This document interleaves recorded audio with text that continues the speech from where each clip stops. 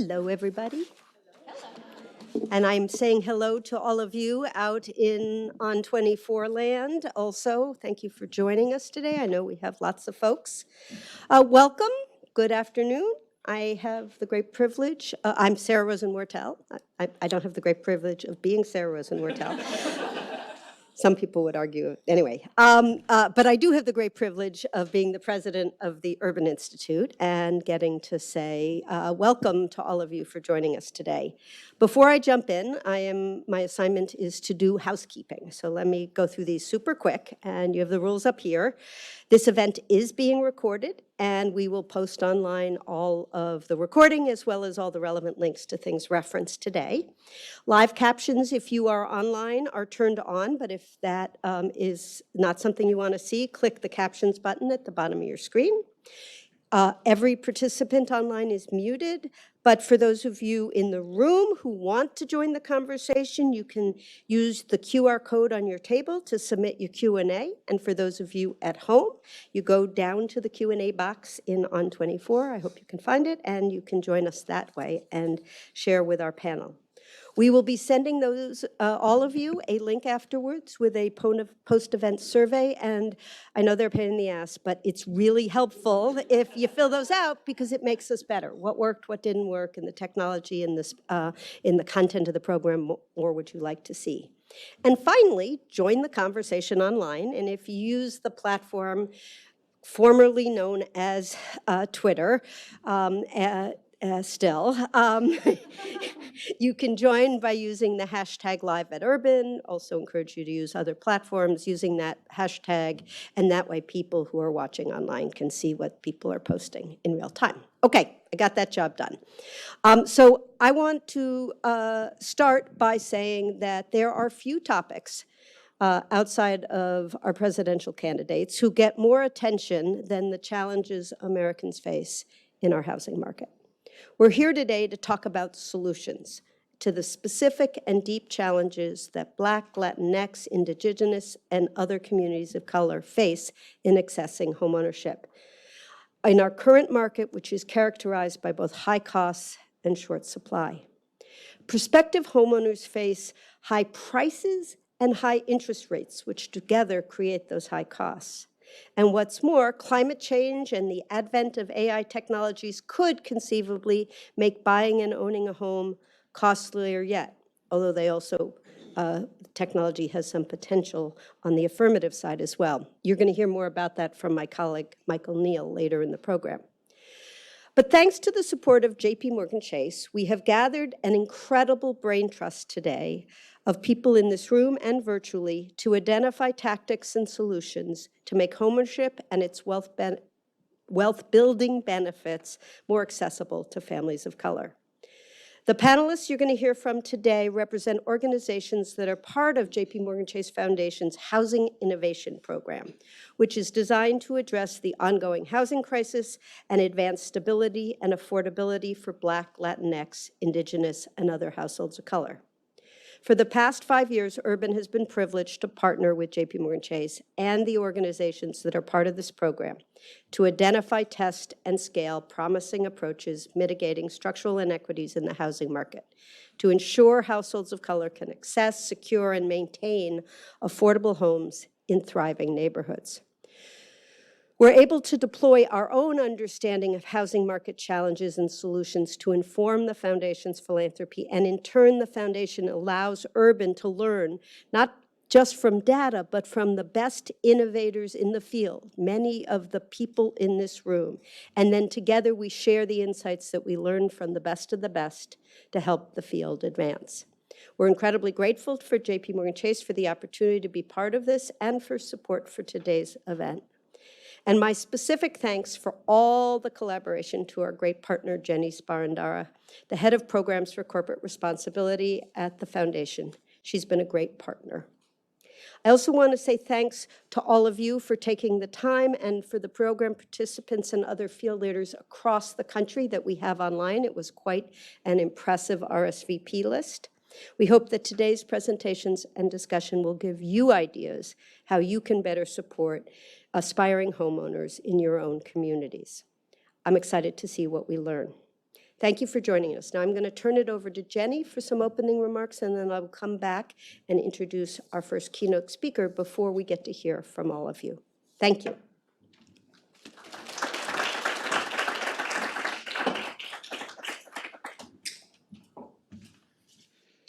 Thank you so much, Sarah, and thank you for being the same height. I don't have to adjust the microphone much. It's always a little humbling when you're like, so good afternoon. I'm Jenny Sparandera. Hi to everybody tuning in online. I'm the head of programs in corporate responsibility at JP Morgan Chase. I'm so happy to be here this afternoon with all of you talking about solutions, like Sarah said, and how we are working together to create a more inclusive economy. I really want to share in the gratitude to the Urban Institute for their partnership in this work. And it's real partnership. And I hope you all are feeling that partnership as well with both our organization and theirs. But I think one of the hardest things we do is identify incredible organizations we can work together to advance shared goals and recognize that we are coming at them from different vantage points, but hopefully that's a strength rather than an inhibitor. And the work we've done with Urban over the years has been, I think, really just some of the work that we are most proud of in global philanthropy at the firm, but in the firm in general. I also just want to acknowledge the Housing Innovation Program specifically as an area where we've really looked to bring together their incredible expertise, and just a warm thank you to the team at Urban who's making so much of this go behind the scenes and sometimes in front of the scenes as well. Since 2021, the Housing Innovation Program has supported 24 community-based organizations, nonprofits, and CDFIs to pilot and scale solutions to improve housing stability and affordability for underserved communities. This year's cohort of 8 organizations was awarded $20 million to increase access to home ownership and wealth building through homebuyer readiness, equitable financing, and homeowner stability. And I'm looking forward to hearing more about your work and from some of our grantees later today. At JP Morgan Chase, as Sarah said, our support for initiatives like the Housing Innovation Program stems from our belief that the strength of our business is deeply linked to the vitality of the communities we serve. And that may sound like a line, and I guess technically it is a line, but it's really true. We are doing this work very much in enlightened self-interest, that the better we are doing across the country, around the world, the better it is for our firm, for our clients, for our customers. I just also want to acknowledge our fabulous team who is here today and very conveniently largely clustered at that table. Mercedes, Miriam, Chi, and Malavika for all of their work to make this happen. Yeah. Sorry. Send the mic off. As we all know, homeownership is much more than where we physically live. It also offers critical financial benefits and is a key mechanism for building generational wealth. As Sarah mentioned, we are in a moment in time where we're seeing a unique set of macro dynamics. Rates are high, housing inventory is down, and home prices remain elevated. These factors have impacted the cost and availability of housing, which you don't need me to tell you, particularly burdening first-time home buyers and low to moderate income families. And tackling this challenge, we think, requires a complex set of folks coming together and exploring nuanced solutions. And I just want to acknowledge that I think one of the things that certainly keeps me excited about my job, but hopefully you all are also taking full advantage of, and I want to make sure that we're finding ways to do this, is that when we engage in this topic with you all, yes, we're doing that in part through a philanthropic lens, but it's really the relationship between philanthropy, our business activities, our policy voice, our thought leadership platform that hopefully is really delivering something of value to you all. I think the money is important, and we're not going to pretend it's not. The resources are really key.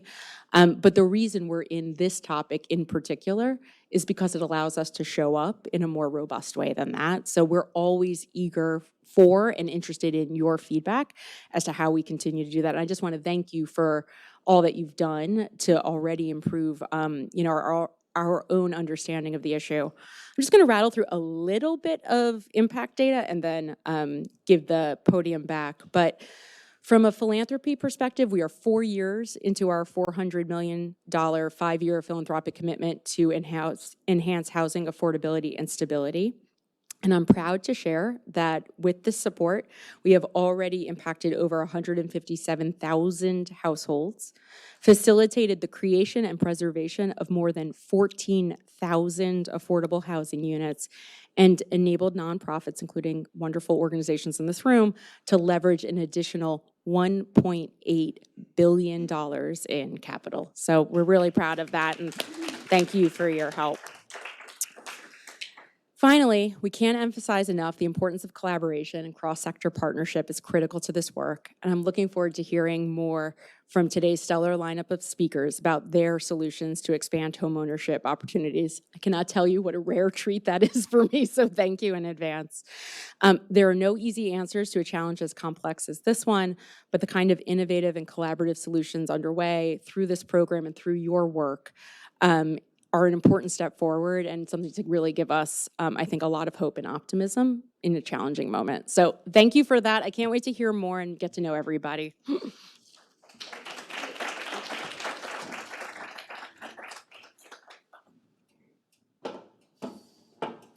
So my turn again to do another introduction, another fabulous lady who I love to get to work with. We are lucky to be able to hear today from Elena McCargo. Elena has held leadership positions in a number of organizations, including CoreLogic at JP Morgan Chase, at Fannie Mae, and most importantly, I'm sure to her, here at the Urban Institute. Elena was vice president of our Housing Finance Policy Center, a role now held by, where is Yannicka Ratcliffe? If you don't know her, you should. She is also currently leading our Metropolitan Housing and Community Center. And these are fabulous powerhouse women. And most recently, Elena has served in the Biden administration, first as senior advisor of housing finance for former Secretary Marcia Fudge, and then as president of Ginnie Mae. And she is in the very first weeks of her newest role as president and CEO of the Federal Home Loan Bank of San Francisco.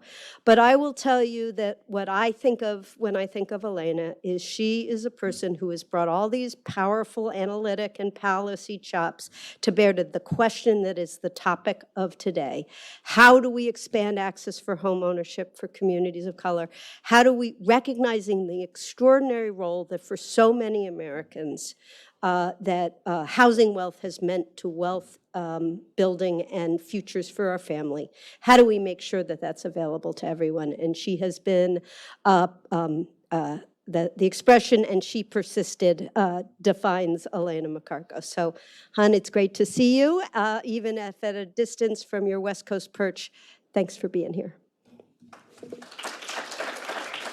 Thank you so much, Sarah. I really appreciate that introduction, and I really am so happy I could be zoomed in today to join you virtually to talk about what has sort of been my life's work, it feels like, and something I'm really passionate about. So it's wonderful. I wish I could be in the room with all of you. There's a lot of people in that room who are many of my favorite people and colleagues that I've worked with and partners that I've worked with over the years. So I really do thank you all for just giving me a few minutes to kick this off. And I'm really excited that this conversation is taking place today. So I am, as Sarah said, joining you in my new role. This is my first presentation as the president and CEO of the Federal Home Loan Bank of San Francisco. It's a position that I'm just about a month on the job doing. So it's exciting to join you from here and from this seat. And I'm going to just talk a little bit about what we're doing in the Federal Home Loan Bank system writ large and how it connects to this work. But I really do, I do believe that in all of my journey that Sarah just outlined, especially urban being near and dear to my heart as one of my former professional homes, this is going to be a really important conversation. I appreciate the focus on innovation strategically and tactically because we need innovation in this space. And there has been a lot of innovation and a lot of work done to really try to move and change the story that we're telling about homeownership gaps, racial wealth gaps, and really connect the dots about how homeowners, home buyers, renters of color can really drive a positive path forward. I do want to give a couple shout outs. I think Patricia Duarte from Chicanas por la Casa is there. She'll be on the first panel. She is a member of the Federal Home Loan Bank of San Francisco's Affordable Housing Advisory Council. Shout out to you, and also to David Adami, who's the former CEO of CLPC and is on our board of directors. I hope they're in the room, and I'm saying hello to you all virtually as well. For those of you who may not know the Federal Home Loan Bank and our bank well, I just want to take a minute to talk to you about the work we're doing. And if you work in affordable housing and community development, you should know the Federal Home Loan Bank system. There are 11 regional Federal Home Loan Banks. They are privately capitalized, cooperatively owned, wholesale banks that are essential providers of liquidity to the financial services sector. And we make a significant contribution through our network of members to increasing access to affordable housing, sustainable homeownership, and economic opportunity. Our foundational mission is to be a reliable source of liquidity for our member banks, credit unions, community development financial institutions, and insurance companies through all economic cycles. And this really helps credit to flow, and it drives economic vitality in the places where our members do business. In addition, by executing that liquidity mission that the Federal Home Loan Banks have, we play a key role in sustaining the overall housing market, ensuring the continued availability of flow of capital, to support housing affordability, renovation, construction, and projects all over our districts throughout the country. The Federal Home Loan Bank system is one of the largest private sources of grant funding for affordable housing in the country. And it's really key to our public purpose, and something that it's one of the reasons why I'm so proud to be here and in this role. Since 1990, the Federal Home Loan Banks have contributed more than $7.6 billion of affordable housing program grants. And this bank's contribution to that's over $1.3 billion, which has helped to build, preserve, or purchase over 154,000 units of affordable rental and owner-occupied housing. The affordable housing program is a key component of our public purpose, but it is not the only way that we invest in communities. And one of the reasons I joined the Federal Home Loan Bank of San Francisco is the deep commitment that this bank has made to going beyond the affordable housing program and expanding access to affordable housing, enabling equitable and sustainable homeownership, and to boost local community and economic development in our district. To engage in the many kind of public and private partnerships that are taking place in my district and around the country, so that we can make meaningful investments in the stability of the financial system and in the communities that we serve. My district, I feel like here in California in particular, but around Arizona, Nevada, it's kind of the epicenter and one of the toughest housing affordability challenges. I think of it as ground zero for the crucial policy issues that we're going to be talking about. Whether you're talking about climate change and its impact on communities of color, if you're talking about natural disasters, homelessness, lack of affordable rental and homeownership housing, we are experiencing all of these things in our district and really need to work closely and cooperatively with so many partners to solve these problems. The other thing I just want to mention here is why it's so important you all are in the room, is that no one of us can do this alone. This is all going to require deep cooperation, working together to really change the dynamic and make sure that we're bringing the system together as a whole. We're better as a whole than we are in our individual parts. And I believe deeply in those partnerships, and they're public partnerships, they're private partnerships, they're a mix of institutions that are really going to be working to drive this change and have been. So I just have to emphasize that as a really important piece. Sustainable homeownership is crucial, as we all know, to wealth building. Too many families, particularly Black, Latino, Indigenous families, are achieving homeownership is unattainable, if not impossible. It must feel that way, I know, to many people, especially now. And sustaining it once it's achieved can also be difficult due to rising costs of things like insurance, taxes, housing, goods. So we have to think about not only how do we bring people that want to build wealth through homeownership into the fold, but how is it sustainable, and how do we make sure that they are successful in that journey? I know the homebuyer journey is so inextricably linked and tied to how Americans build intergenerational wealth. And we know everybody doesn't have access to the same opportunities along their journey. So I love that the structure of today is going to be about how do we address the journey at different stages, and how do we tie this together to make sure it is successful, sustainable, and enduring for these families. The racial homeownership gap, we all know this. I've been working on this body of work with Urban, and since I've left the Urban Institute. It is stubborn, it is persistent.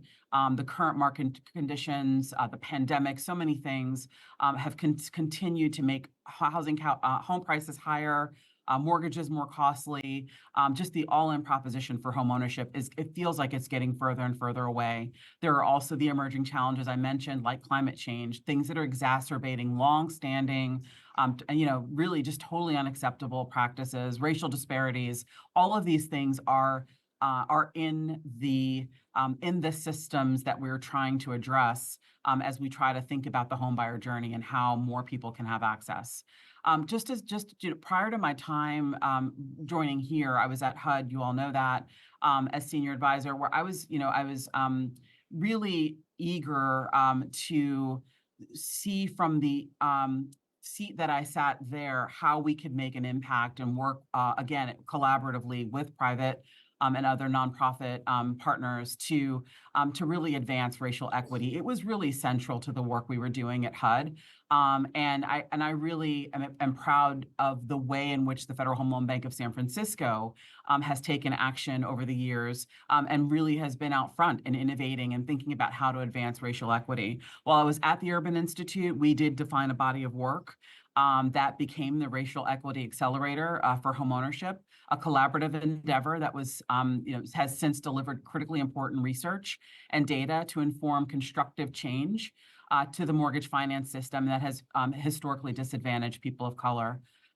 Our bank's $1.5 million investment into the Racial Equity Accelerator focused on 4 areas of mortgage finance seen as ripe for innovation, beginning with alternatives to traditional underwriting. This was a high priority subject. 45% of Black consumers fit in the description of credit invisible, compared to just 18% of white consumers. The research really asked hard questions about how we can bring more information into the underwriting process that will really result in sustainable loans where the borrower has demonstrated ability to repay. To illustrate one of those kind of tangible outcomes from the research for us, we are proud to share that one of the credit scoring alternatives explored in the paper was VantageScore 4.0. There's been a lot of talk about having alternatives to credit scoring that considers also rental payments and other relevant data to help underwrite borrowers. In February, our bank announced that we would accept mortgage collateral originated by lenders using VantageScore 4.0 credit scores. I just heard in the last 24 hours, the Federal Home Loan Bank of Chicago has also taken a similar step. This is significant because for Black home buyer journeys, because expanding, this kind of mortgage collateral that's eligible to be pledged by our members, borrowing from our bank, lenders will see an increasing number of credit-worthy applicants, people for whom conventional models were an impediment on the home buying journey previously. VantageScore estimates that using the credit score model will result in approximately 33 million more consumers nationwide having access to a credit score that can help them ultimately qualify for an affordable mortgage. Or a rental application as well. So I think this is, again, just a critically important step to connect the dots on how the research has really turned into the actions and the policies and work that we're doing in the Federal Home Loan Bank system. Other important topics the accelerator researched were how student debt affected home ownership among Black adults and what might be done to mitigate that particular burden, how to make home ownership more sustainable and the buyers more resilient when financial shocks happen. It's a body of work that Michael Neal, who will speak next, and I spent a lot of time thinking about, financial shocks and how that throws people off course in their journey. That is a really critical thing to stay focused on. The role of artificial intelligence or AI in mortgage lending. There was a deep dive into understanding kind of basically how do you root out inherent biases that might be in AI algorithms because they're being used more and more in the mortgage finance system. We got to keep our eye on that. We've got to stay, again, innovating and thinking about and mitigating the risks that are associated with that. The accelerator collaboration with Urban identified a lot of practical areas and ideas for removing long-term barriers to equity. It provided a lot of opportunity for tangible solutions, and it's helping us take a lot of meaningful steps here at the Federal Home Loan Bank to really continue that journey. I want to just talk about one other piece, which is the way we have been looking or working to advance racial equity by really helping and inviting our member banks here in the Federal Home Loan Banks to join us in supporting HUD-approved housing counseling agencies. And that's part of our Empowering Black Homeownership member matching grant program. That program has been targeted at housing counseling agencies that serve people of color and have been historically disadvantaged on the home buyer journey. And the bank, we launched the program in 2022 with an initial $1 million commitment. It was aimed at ensuring that both aspiring home buyers and existing homeowners of color have equal access to all the information they need to purchase and have a financially sustainable experience in the event that they face a stress during their homeownership journey. In the first year, participating members exceeded our expectations, donated $1.2 million, which we matched with their donations. So we had $2.2 million contributed in 22 housing counseling agencies around the country that we worked with on this program. In July 2023, the program was renewed, and we've continued to see just complete significant impact on this. Since launch of this voluntary program, we and our members have helped provide pre and post homeownership counseling services to about nearly 15,000 households, including over 5,500 Black households. Just recently, this program did catch the attention of our Congresswoman here in California, Congresswoman Waters. She applauded us for addressing this issue and is challenging us to continue to think about this more, again, in California in particular, where housing affordability is a major challenge. Access to resources like housing counseling, down payment assistance, and so many other things are disproportionately crucial to solving the problems here in our district. One thing I wanted to also mention was the homeownership solution summits we've been doing. And again, taking a page out of a work that Urban does every single day, but bringing together groups like this. Thank you, JPMorgan Chase, for your sponsorship of what you're doing and what's happening in the room today, because no single entity can eradicate the entrenched inequities that we're trying to remedy by themselves. And so these holistic approaches and really working across the sector in all spaces really helps serve more people. And it also really helps ensure that the light we're all trying to shine on equity shines brightly through all the work that we're doing. And through that, in our homeownership solution summits, we've really brought together diverse groups that have often been siloed in our communities, to really talk about housing issues, affordable housing, mortgage finance, and connecting the dots of the resources that entities like the Federal Home Loan Banks that are often lesser known in communities can be doing and working in coordination and cooperation with partners on the ground, nonprofits, CDFIs, other community partners, developers of color. We are really trying to bring these disparate pieces together. And I would also mention that state and local government and our federal government partners in Congress have huge roles to play in sort of ensuring that we're all marching in a direction that will be, at the end of the day, successful, and that we'll start to see movement of the dial on the gaps that we're trying to solve for. We've basically, I just want to speak to a collaboration that we've been a part of. That's really a very pure example of what I'm talking about with these kinds of initiatives, which is the Black Homeownership Collaborative. I know the Urban Institute is part of that. I was part of it when it was born many years ago, and that is we were an early supporter of that. We're continuing to support that work here from the Federal Home Loan Bank of San Francisco. It's a powerful coalition. There are, I think, 100 organizations that are part of that, led by David Dworkin and the National Housing Conference, really working towards a 7-point plan. I do think those plans help to bring clarity and focus on the scope, and really help us hone in on the issues that we want to focus on. So I think it's just another really good example of a targeted effort that has really been working to increase Black homeownership, and really seeing some successes all around the board. One other thing that our homeownership summits informed here at the bank was the development of a new down payment assistance grant program designed for middle income families who are increasingly being shut out of the home buying market. So a lot of that has to do with our high cost market that we're in here. There is just sort of this missing middle where home buyers, hardworking households who do have good incomes are earning just over 80% area median income. And this program allows for 80% to up to 140% AMI borrowers to take part in down payment assistance programs to help them clear that hurdle they need to be able to purchase a home. So we're offering grants of up to $50,000 through our member network. They have really embraced this program. We've exhausted, the funds were dispersed very quickly when the program was initially launched with a $10 million pilot.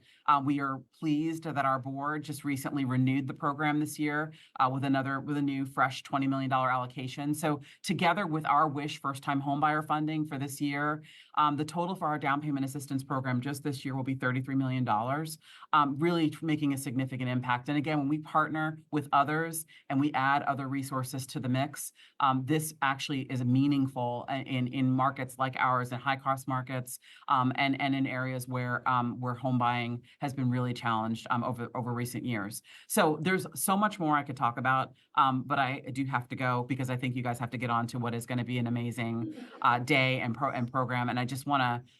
I'm glad that you were there. I wish I could be there with you. I'm glad that I could share a little bit about what the Federal Home Loan Banks do. And I can't emphasize enough how important doing this together is, and that, you should think of, again, if you're not familiar with your Federal Home Loan Bank and in your district, in your region or wherever you are in the country, get to know them. It is one of my primary objectives is to make sure my bank and us out here on the West Coast are intimately engaging with stakeholders like you, because the only way we're going to be able to solve these problems is together. And really, this is a pivotal moment, and we are seeing some of the toughest challenges, and they're not going away. They tend to be worsening, and I feel like I've been saying that for 10 years now, and it's always come true. It is getting worse in some pockets and not better. These are complex problems, and I do think just listening to each other, sharing our stories, sharing what has worked, figuring out who the partners are in our communities. These are the ways that we're going to be able to repair. This is the way we get the needed policy change in the housing finance system that we need. These are the ways that ideas get shared and new policy gets made to really help drive greater equity in a home buyer's journey. So thank you again for inviting me to be part of this. I'm going to turn it over to my friend and former colleague who I've done so much of this hard work with in the past, and I'm so pleased to see it continuing under his leadership. Michael Neal is going to join you on the stage next. So thank you all, and I hope to see you all in person soon.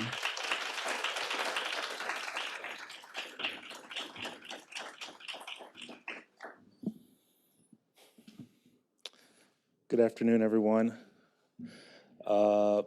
Maybe having listened to Elena, there might be people online that I should say good morning to. Again, my name is Michael Neal. Here to really talk about, let me make sure my slides are, okay, perfect. I think here to really talk about this home buying journey. But before I get into that, let me also say welcome. Let me welcome everyone to what I think is a very important conversation, number one. Number two, let me express my gratitude to JP Chase for the financial and other support that you have given in support of this conversation. To my colleagues, my Urban Institute colleagues, who have worked, in my opinion, tirelessly to put together what I think is a great agenda as they host this important conversation. And number three, Elena is not on anymore, but I certainly want to thank Elena for the way that she framed this conversation, and I think articulated an important call to action. And we know the results and, we know the outcomes with respect to racial equity and home ownership. Certainly, households of color are less likely to achieve home ownership.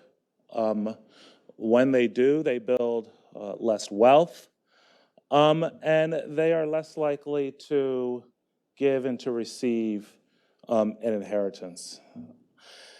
And I think that a home building journey really kind of helps to isolate the key steps involved with home ownership and wealth building. Certainly, preparing to purchase a home is critical. Buying that home, but it doesn't stop there. Certainly, sustaining, maintaining, benefiting from home ownership. And for many of us, ultimately, a hope of passing off that home and the wealth to future generations.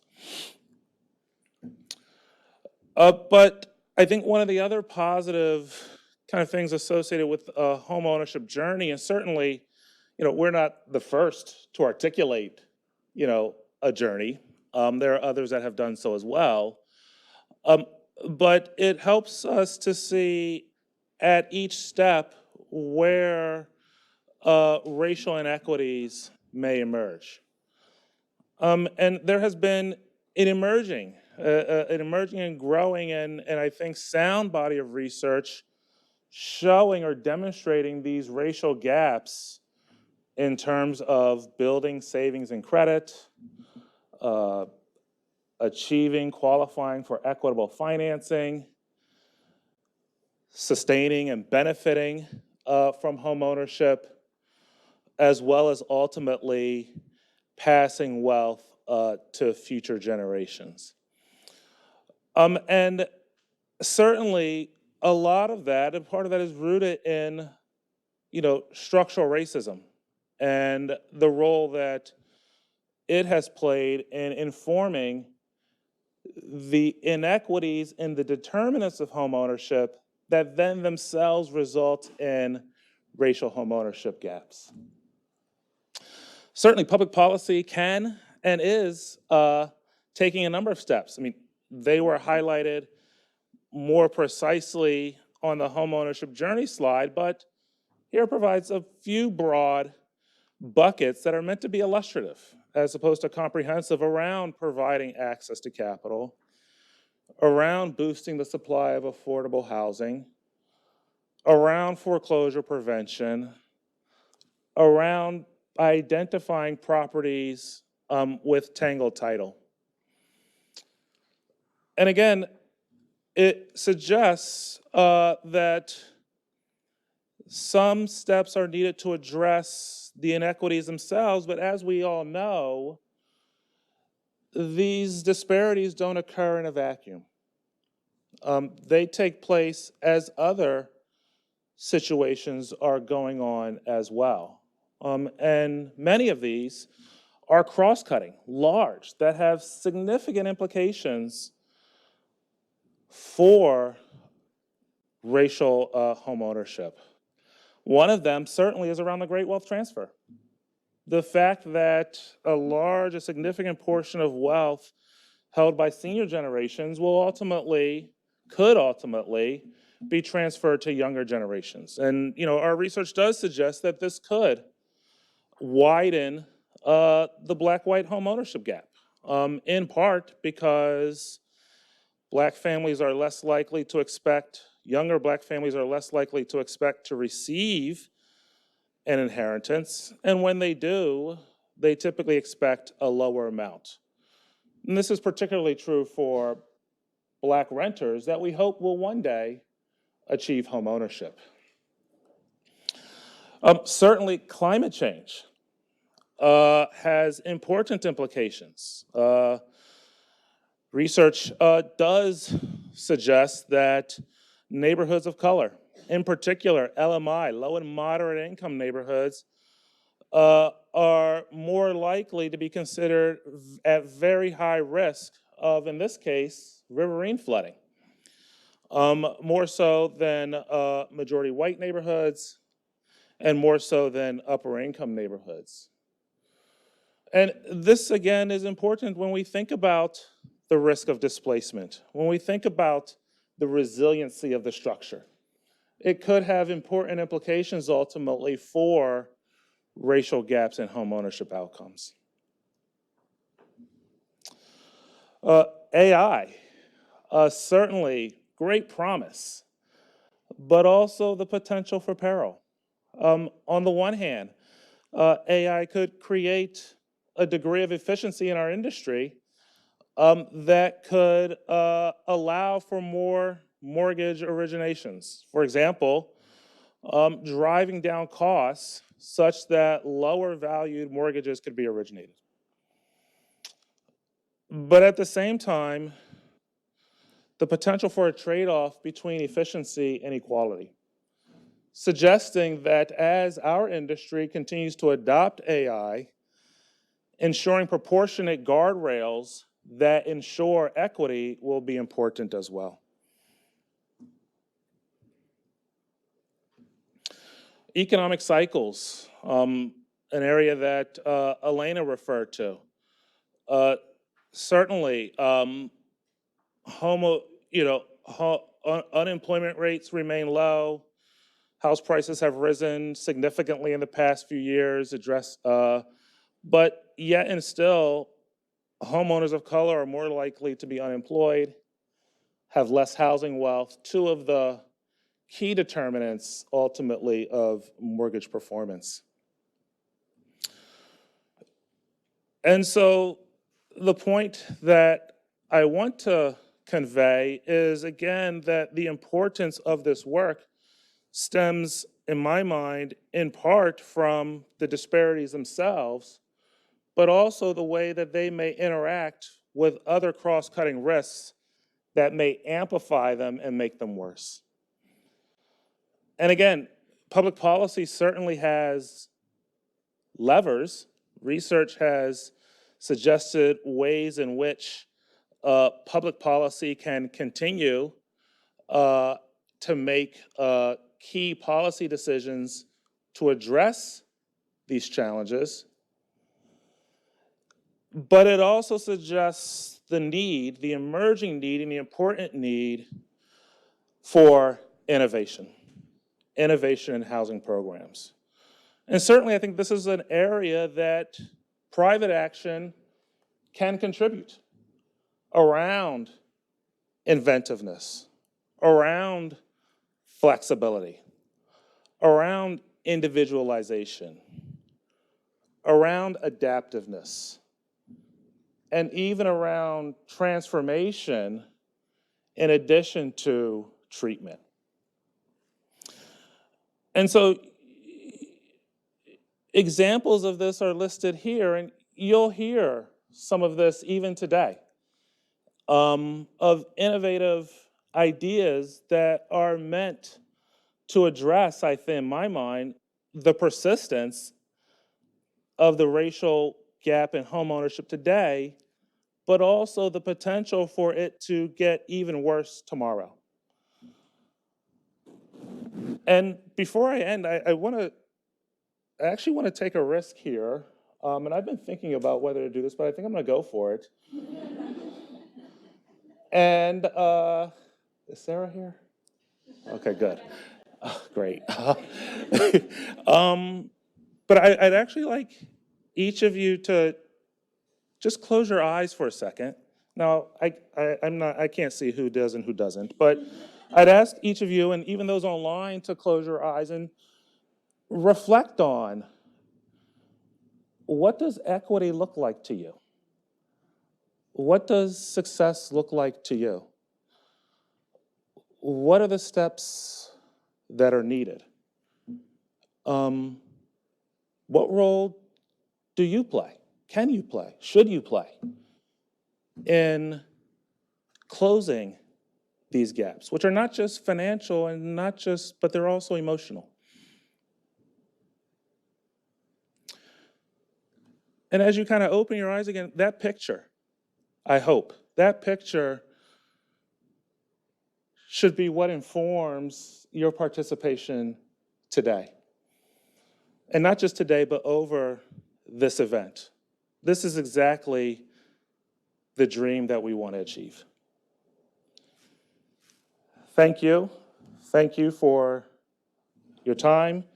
I am now going to call up Yannicka Ratcliffe, my boss, my colleague, Vice President of the Housing Finance Policy Center, Director of the Housing Metro Division, to lead us in our first panel. Invite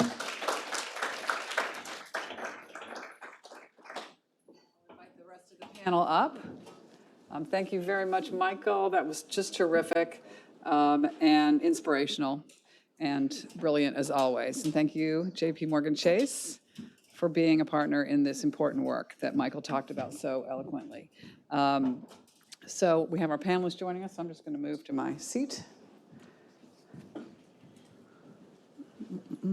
Okay, great. And the bios are all online, as was noted, but I think at this point it's worth a few words to underscore the richly diverse perspectives we have on this in this group, especially in light of the comments that Elena and Michael have said about all the pieces that it takes. So we've got people from working on anti-poverty and economic justice that Tammy Thompson leads at Catapult, the work that Compass Capital does to end asset poverty for families with low incomes, to helping people achieve and sustain home ownership, like Amy Rowe and Patricia Duarte do.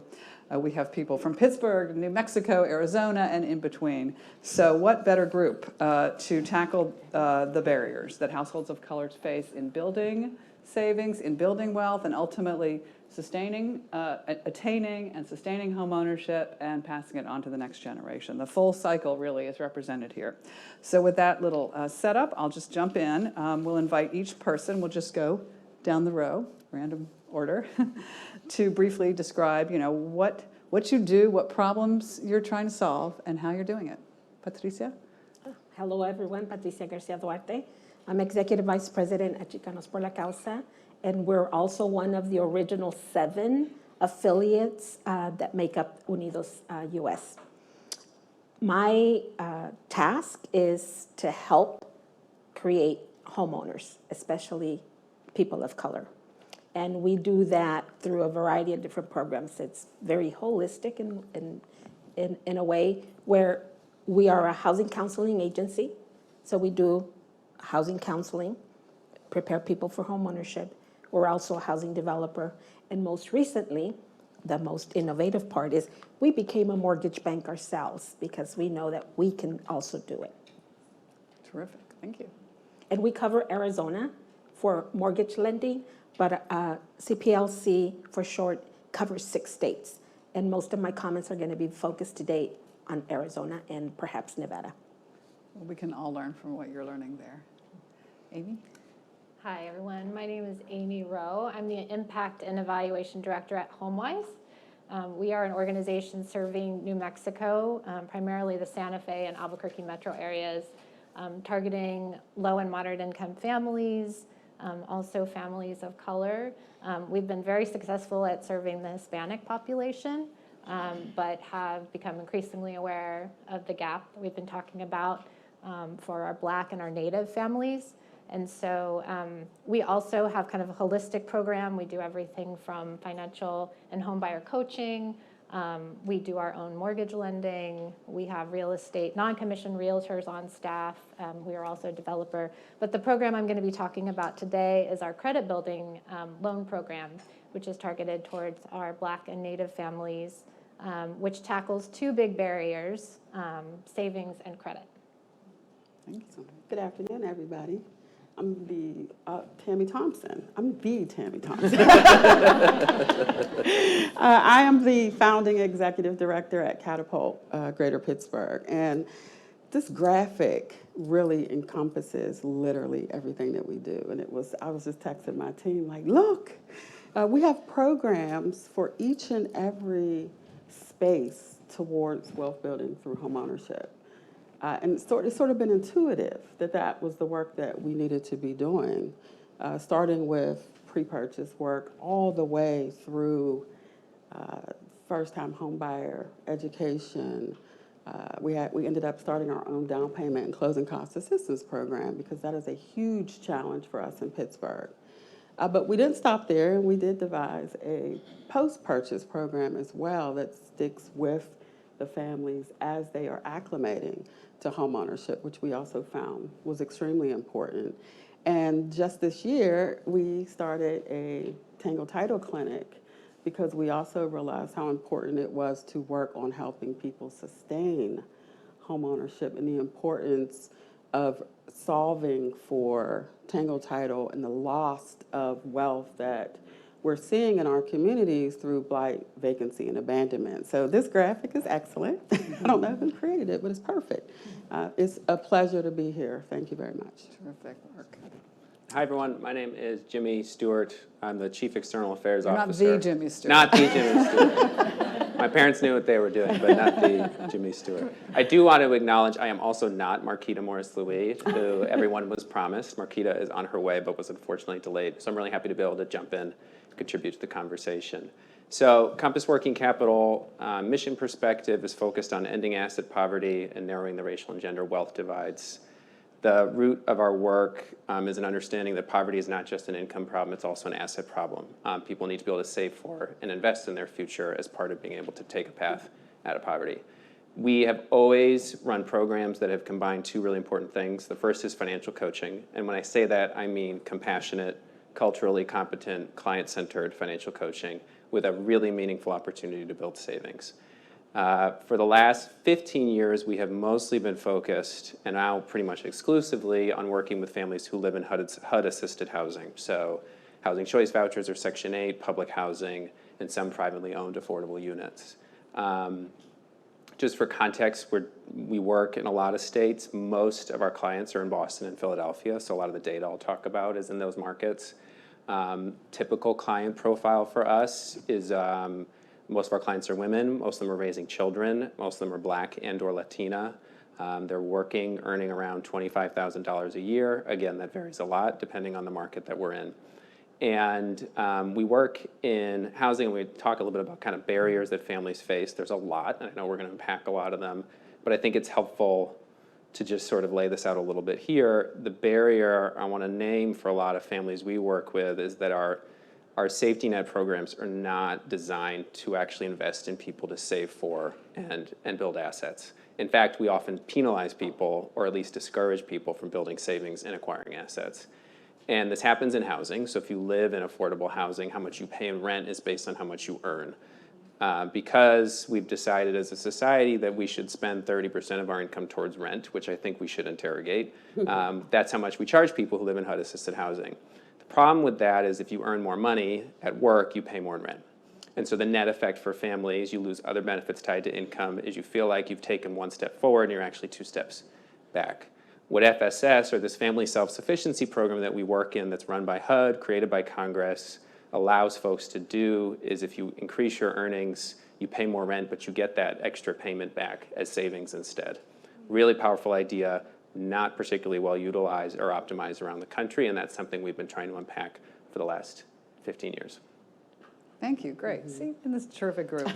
So we'll start where you left off, Jimmy. I want you to tell us a little bit about how do you, other than, I mean, I understand the savings component, but how do you really prepare people to take that step? Yeah, so I mean, when we think about homeownership for our clients, I mean, I want to name a couple of things up front. And I think one of those things, first of all, is FSS is not exclusively a homeownership program. And we are not a homeownership organization. But I always say it's the number one goal, and it always has been the number one goal that our clients come to us with. So we're in the business of it because it's where our clients want to be. The other thing that I think is important to name in conversations like this, and I want to say this, and I want to ask people to hold it in tension with some things that I'm going to say later, and not hear me saying something I don't mean. But homeownership need not be the goal for everybody. We have built an economic system by choice that maybe we don't recognize, but by choice that prioritizes homeownership and sort of puts it as the pinnacle where we want everybody to get to. We can make a different choice, and I think we forget that sometimes. It is still the number one way that people transfer and build wealth, but it doesn't have to be that way. And I think that's important too because we have a lot of clients who come in and want to be homeowners. Many of them will achieve it, but not all of them will. A lot of them working with their coach will decide to make a different choice. They might choose to stay in subsidized housing. They might choose to move to market rate rental housing. And a lot of times I think we judge folks who choose that instead, and we need not to. It is a daunting thing for families we are working with to think about moving to homeownership. There are a lot of barriers in place, and we also have created an environment for folks. You know, a lot of people will come into coaching and they'll say, in some kind of way, they'll say two things to their coach.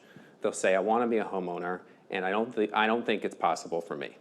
And what they mean is somebody who shares their identity in terms of race or ethnicity, their lived experience, who lives in the community they live in, who doesn't know any homeowners, who doesn't have anybody in their family who's ever owned a home, and for whom the financial system is a pretty scary place. A lot of folks will not feel like it's possible. And so what's powerful about the way we approach FSS is pairing this really awesome savings opportunity with coaching that says to people, I believe that this is possible for you, and it might take a while, but we're going to work together to help you get there. So, you know, in terms of what actually happens in the program, you anchor on the goal of homeownership or some other meaningful asset building goal, and then coaches are skilled at helping people work backwards from that to what are all the things that are going to need to be true in order for homeownership to be possible for you one day. So that's when you can start talking about credit, and you can start looking at debt, and you can start talking about opportunities to increase your earnings. And you're all the way, if those things are happening, you're also building this savings without even thinking about it inside of the FSS program. So that's sort of part one, is really, we spend a lot of time with people. People are with us it's a 5-year program. Most folks are with us for a little over 4 years. For some folks it's longer, for some folks it's less. Some folks re-enroll. You know, everybody's on a different timeline, everybody's on a different journey. When we get closer to homeownership, you know, we're not a housing counselor, but we do a lot to prepare people for what that process is going to be like. They are going to get there with these savings. Average savings in FSS for a graduate is about $9,000. It can be a lot higher. There's no statutory cap on how much people can save. And then we also focus a lot with people on overcoming a lot of the fear and uncertainty that can accompany the home buying process. It's a new vocabulary. There are serious language barriers. If English is not your primary language, our home buying system is not set up to be accessible for folks at all. But I think people also just come to it, like I said, with a lot of fear and uncertainty about engaging with the financial system in this way. It just feels really risky. So we're able to kind of help people get to that part of the process as well. So that's, yeah. It's amazing. Awesome. So you said 5 years on average, roughly, and then the average savings is about? Average savings is about $9,000. That's Yeah. great. Wonderful. Good starting point. And so, Amy, I saw you nodding a lot. I don't know, did you get them at that point, 5 years later, $9,000? Or like, how do you prepare people for that? So I want to kind of echo what Jimmy is saying, that, you know, HomeWise's mission, we are a home ownership organization, but our mission is to improve our clients' financial well-being through home ownership. So really the ultimate goal is the financial well-being part. And so for us, you know, our clients do come in with that goal of being a homeowner. We are very passionate about getting people early because we're trying to help our clients avoid the predatory practices that are out there that are going to get them into trouble and cause it to be even harder for them. So we're on the ground really early. We do outreach to renters, you know, trying to help them before anyone else gets to them. That's the primary reason we get involved so early. And then another reason is because we are trying to develop a relationship. We also work with our clients for a long time, depending on where they are at when they come in to us. So we're trying to establish trust, rebuild trust if it's been broken by a predatory lender or something like that. So we're also providing really hands-on, one-on-one. We develop an individualized action plan with each of our clients. It's a lot about debt reduction to increase their purchasing power, especially right now with the way prices are and the way rates are. We're trying to get our clients to a point where they can purchase have as much money to purchase as possible. And then through this credit building loan program, what we're doing is essentially setting them up for success to save. And so they're making, and then at the same time improving their credit scores. So they're making payments over the course of a year. We're reporting to all 3 credit bureaus. And over the course of that year, they save $1,000. If they save that $1,000, then we will match it 4 to 1. So they have a $5,000 down payment assistance right there. They don't have to purchase a home. If they decide or are not ready to purchase a home, they still get a 1-to-1 match, so there's still an incentive there.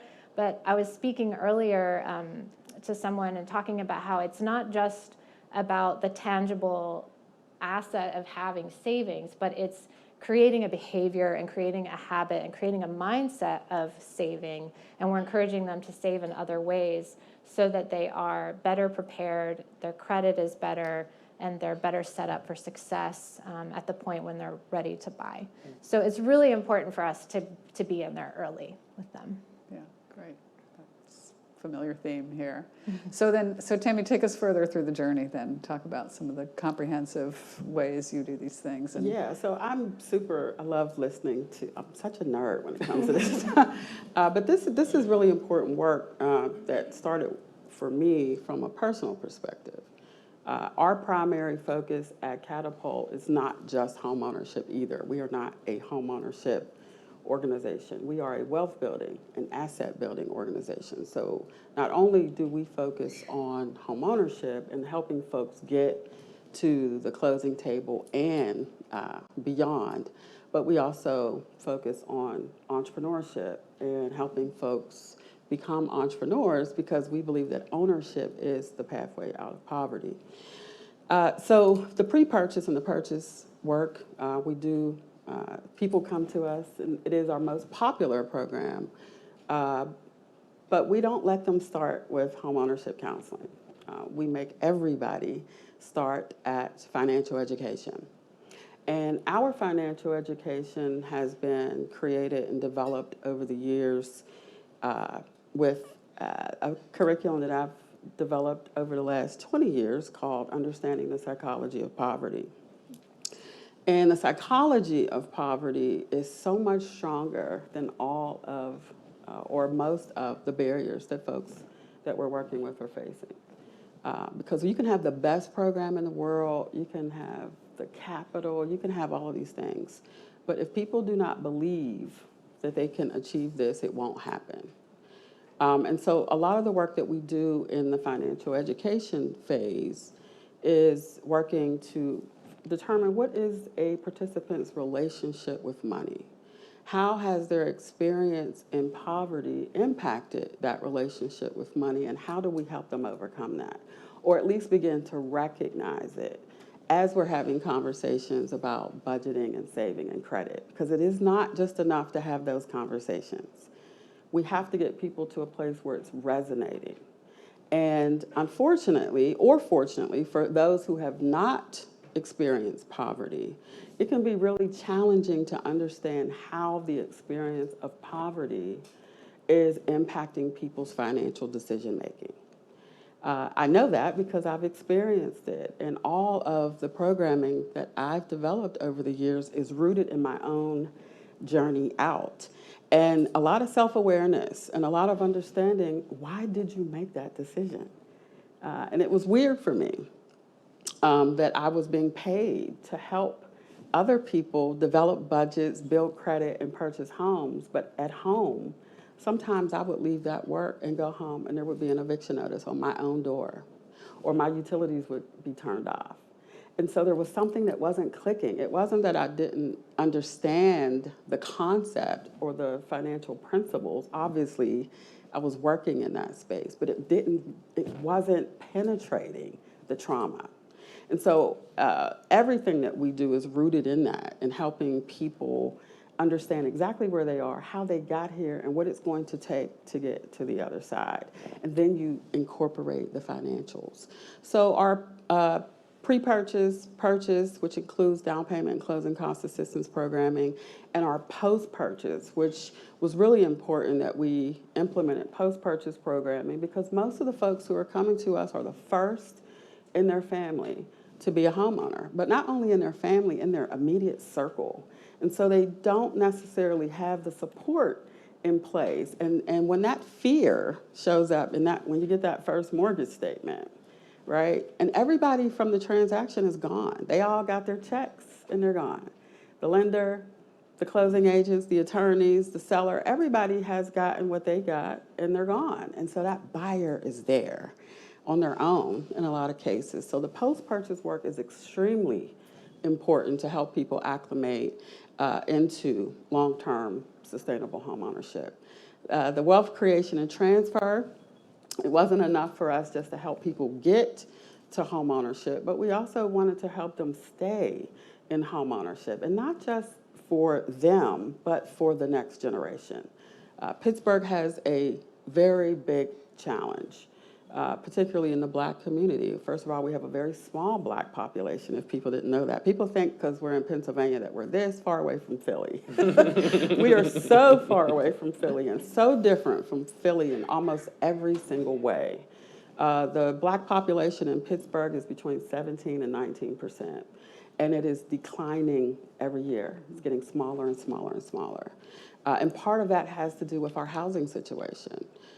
We are an extremely segregated city, and it is very visible that there has been a lot of disinvestment in our communities. And so I love that this room understands that homeownership for wealth creation is important, but you can't stop there, because getting someone in a home doesn't necessarily equate to wealth building unless that home is in a community with increasing or opportunities for increased market value.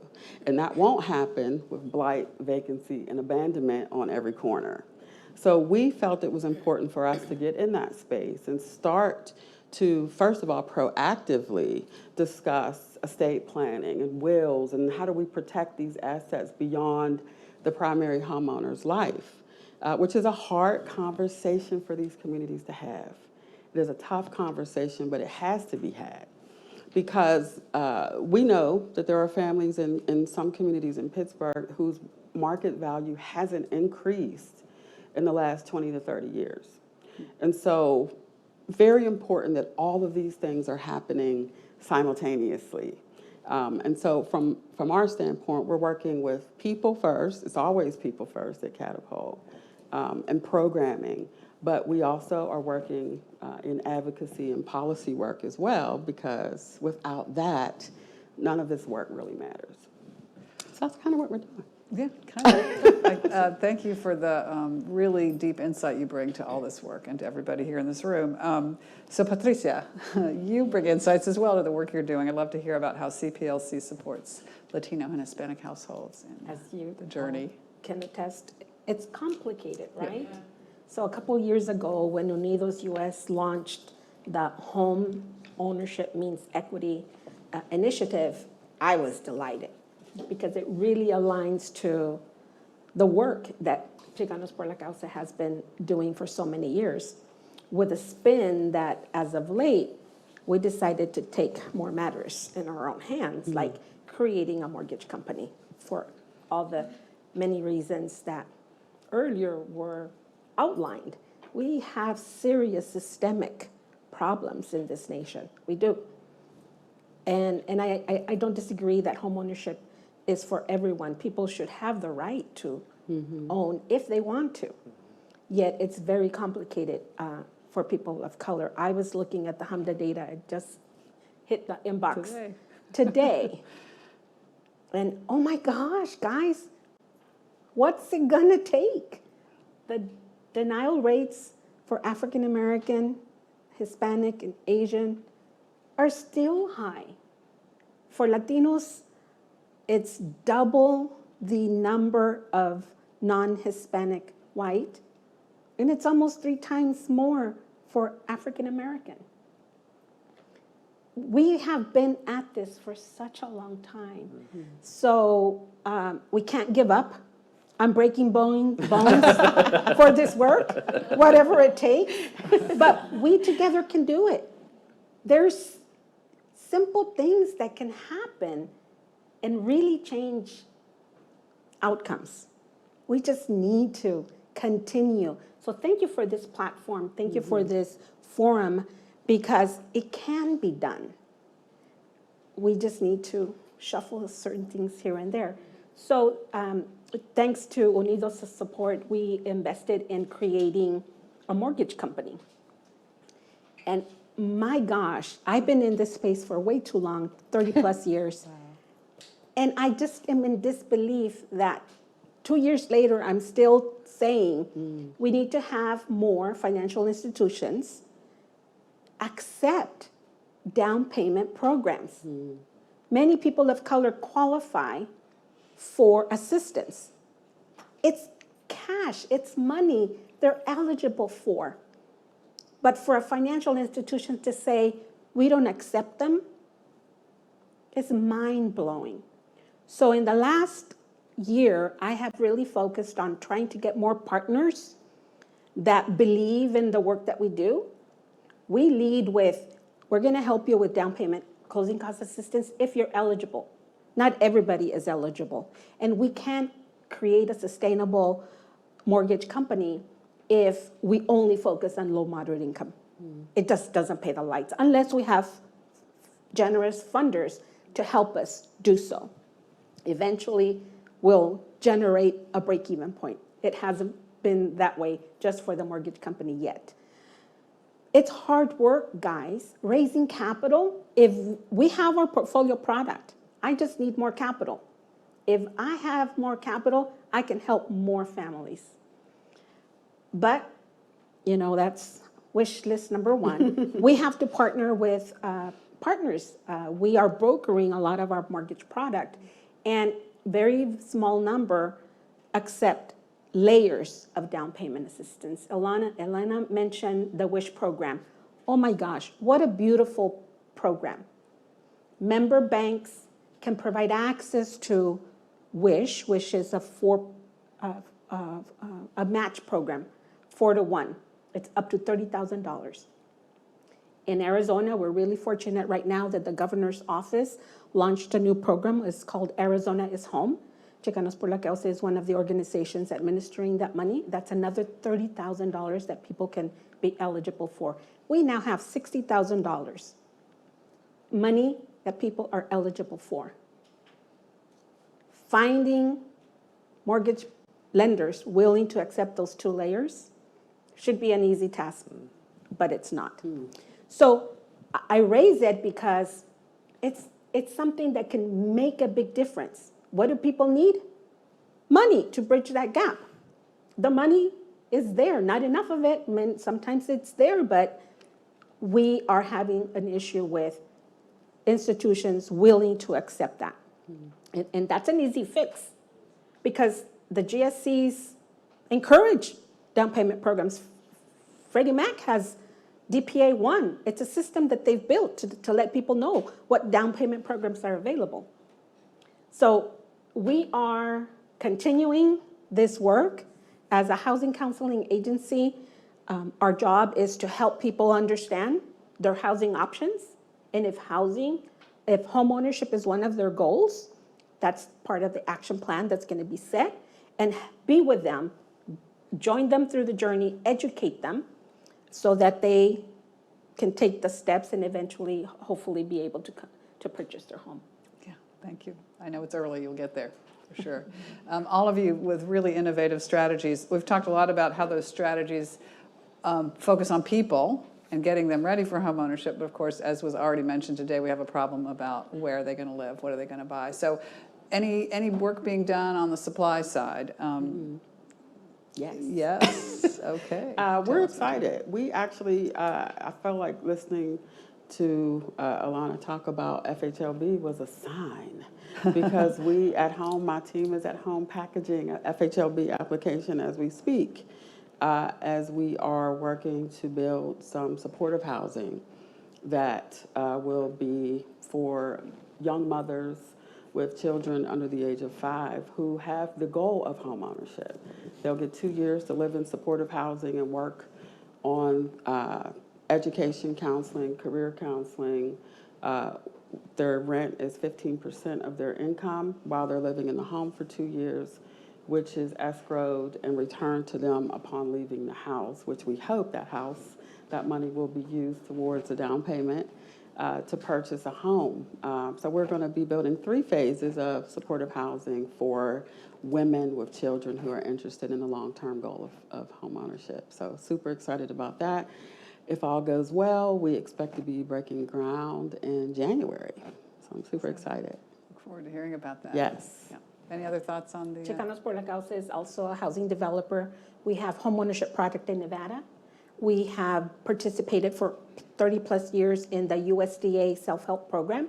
So in rural Arizona, we have over 300 homeowners as a result of them doing their sweat equity, building the home, and becoming homeowners. That's a USDA self-help program. Not very well resourced, might I add. It's all about money at the end of the day. And we also have townhome product in the Phoenix metro area to provide homeownership opportunities. Well, maybe then we could start talking about some of the federal programs since we're here in Washington, D.C. Yes. What do you need? What would help? Money. Lots Money, of it. okay. all Lots right. and lots of money. You heard the work that all the organizations do, Yeah. right? We help people where they're at to get, that is not resourced appropriately either. The HUD budgets for housing counseling, I forget what the number is now, but it's lower than it was before. We were at 1.87 billion. Now it's like half of it. It's 40. Yeah. It's one of the reasons, honestly, and I don't know if I should say this in DC, but I'm going to say it. It's one of the reasons when we were developing our homeownership program about 6 years ago, we decided not to become a HUD-approved agency. We were very intentional about not, I know, see, they hear me.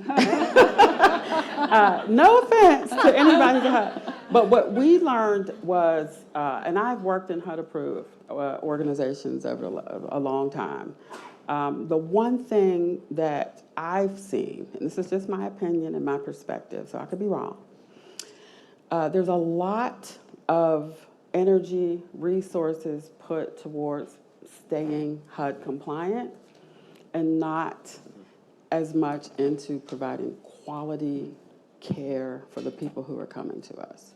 And unfortunately, many of the folks who are coming to us need years of counseling. They need years of preparation for this work. And unfortunately, the HUD and state housing agency payment structures do not allow for that.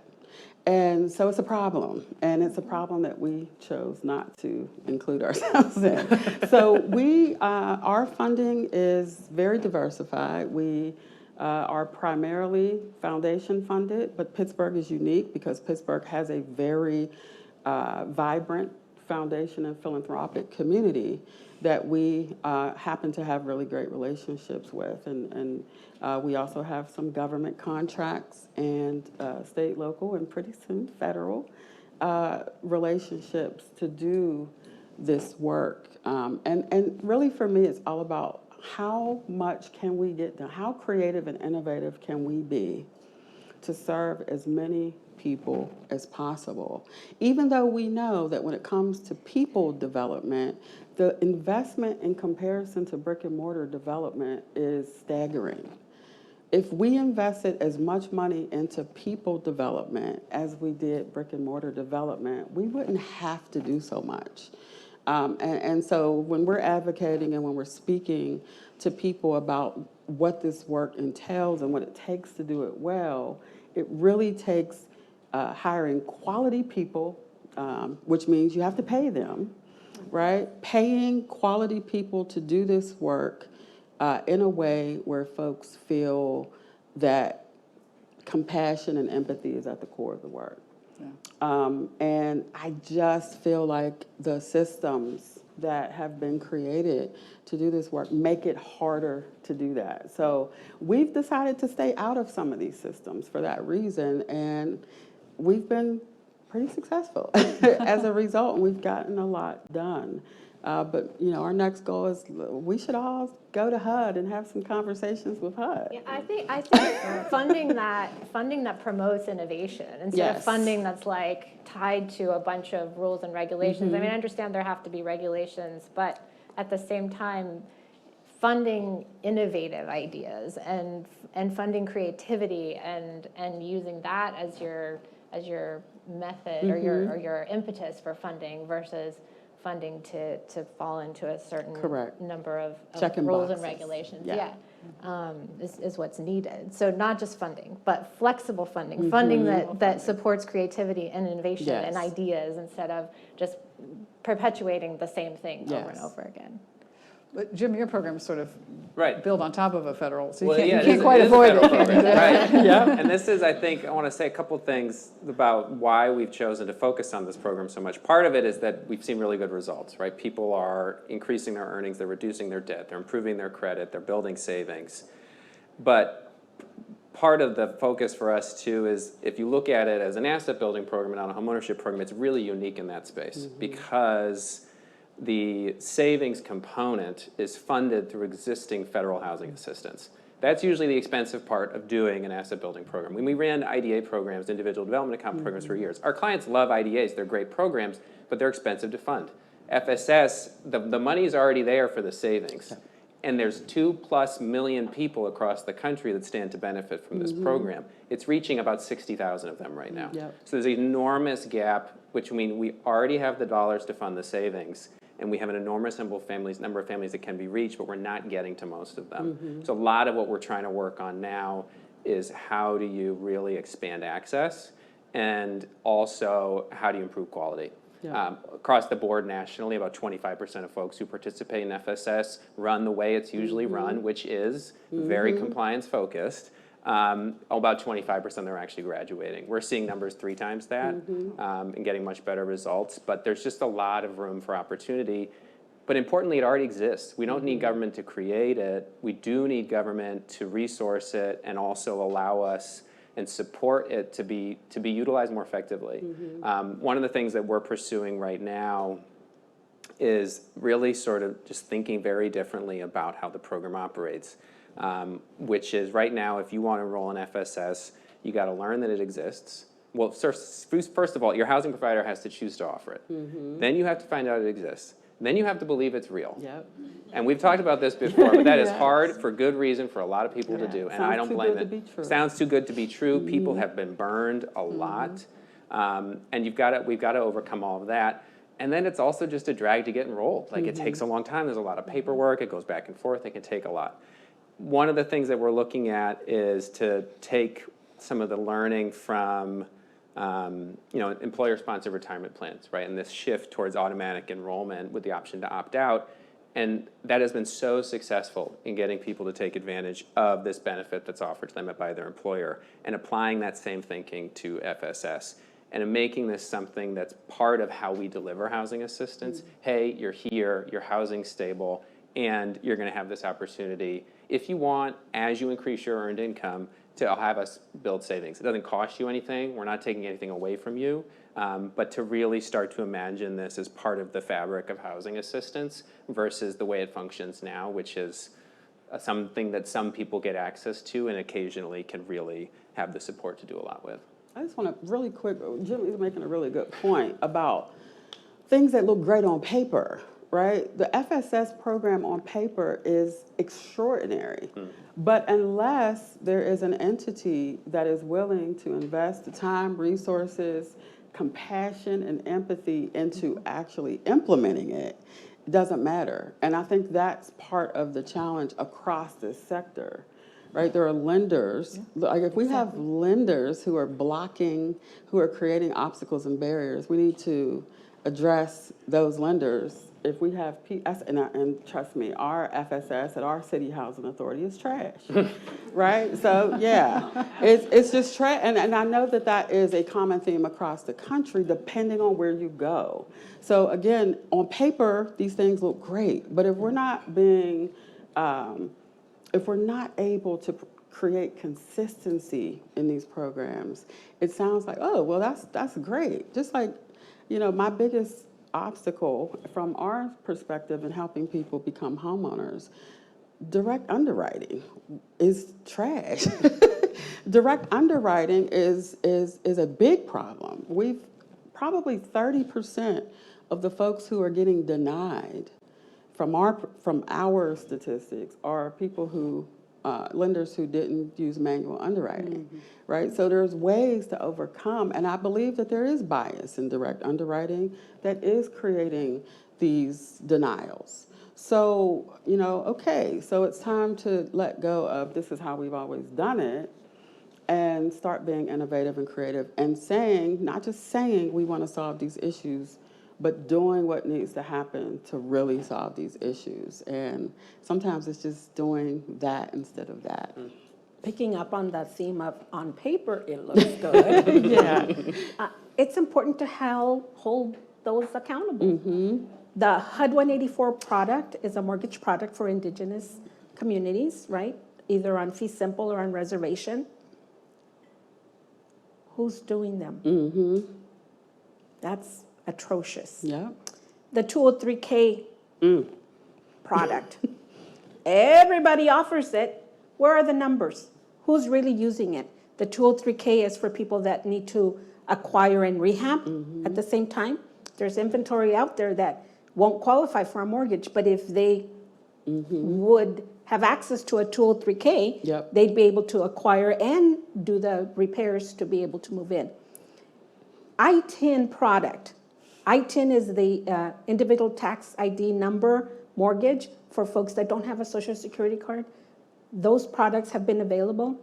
Not enough research to share more details on the statistics, but portfolios are very successful. Nobody's losing money over making these kinds of mortgages. We need little tweaks to make them more available. It's access. There's tools out there with a little tweaking. Inventory, don't get me going. Yes. We had a lot of homes that were owner occupied. They're not anymore. Can't we strike a deal with those that are holding these large portfolios? Yes. We'll take a fraction because we need to build, but we also need to take back some of that inventory that our families owned at one point. Yeah. That's great. I will just say that we're into the Q&A, and they're already answering questions that you all have sent in, but there's room for some more. We had a question about I-10 loans, and Tammy, you started to talk about the systemic barriers that are there. We've talked a lot about sort of helping the people, but we got to help the system get better. Yeah. What are some of the key ways you do that? And is it through narrative change, or is it through, starting your own company to make mortgages? I think it's a combination of things, but I'm not interested in reinventing the wheel. I'm more interested in holding these folks accountable for what is the right thing to do, and not just because it's going to get you CRA credits, right? It's super important that we are not just holding lenders accountable, but our elected officials, our public housing authorities, our state finance agencies. And so recently we've partnered, our Pennsylvania Housing Finance Agency reached out and wanted to work with us to help develop a pilot mortgage product that is specific to increasing Black home ownership in Allegheny County, which is the largest county. It is the county in which Pittsburgh sits. And we sat with them and talked through some of the challenges that we see with borrowers and people who are working towards home ownership. And they started crafting a model product to pilot over the next 3 years to see if it helps. And it is helping, right? It starts with up to $25,000 of closing cost assistance. Of that $25,000, what they don't use or don't need can be applied to pay down student loan debt, which is very, very important. Pittsburgh has a challenge with student loan debt. A large percentage of Black families in Pittsburgh are burdened with student loan debt, and unfortunately our wages do not make it possible for people to pay back student loan debt, live their lives, and save for a down payment and closing costs and purchase a home. Not only that, our home prices have increased by 22% in 1 year. That is extraordinary to me. I've been in this industry for a very, very long time, and I haven't seen increases like that in a year. We have had the largest increase in the country in the past year, which is terrifying because our housing stock is really bad and old. We have very old housing stock that unfortunately has been left to dilapidate and deteriorate, and so now we don't have housing stock. So many of our families are having to purchase outside of Pittsburgh, which is partly why we're losing our Black population. So working with PHFA to pilot this product and tweaking it along the way to see if this is something that's viable to help solve this problem has been an honor for us, actually. We're about 1.5 years into the 3-year model, and what we're seeing is our biggest challenge is we do not have enough affordable housing stock. Our median home price right now is about $250,000. And I know that sounds low in comparison to across the country, but for our average wage for Black families in Pittsburgh is $33,000. So, in comparison, it contributes to this issue, so. And I'm sure Albuquerque's got a similar story. Yes. Well, yeah, I was just going to say, and kind of on both the housing shortage and also in terms of narrative change and systems change, something that HomeWise has started doing just in the last year, because we had a pretty big zoning battle ourselves in Santa Fe, actually, with some land that we were trying to develop and build on, and it really opened our eyes to the fact that we need to be having conversations like this in our community all the time. Like, this is the kind of dialogue that we need to be trying to facilitate in our communities to bring awareness and education so that people understand what affordable housing is, what affordable housing is not, who's being harmed by the zoning laws that are happening in our counties and our cities. So I think that's a huge step, or could be a huge step, to improving conditions for affordable housing and for all of us is opening up the dialogue in our communities and just getting really honest with each other about what's happening and what's not happening and what do we need. So, yeah. Well, okay, we're about to wrap up, so I might I saw you giving me an eye on that one, so maybe we could just go down the line and offer any closing words of wisdom or something you want to, something you didn't get to say or you want to leave with the... This is a journey for all of us. We all together can find solutions, and we just need to raise our voices, and I'm hopeful. Anybody else want to add? I'm good. You're good? Okay.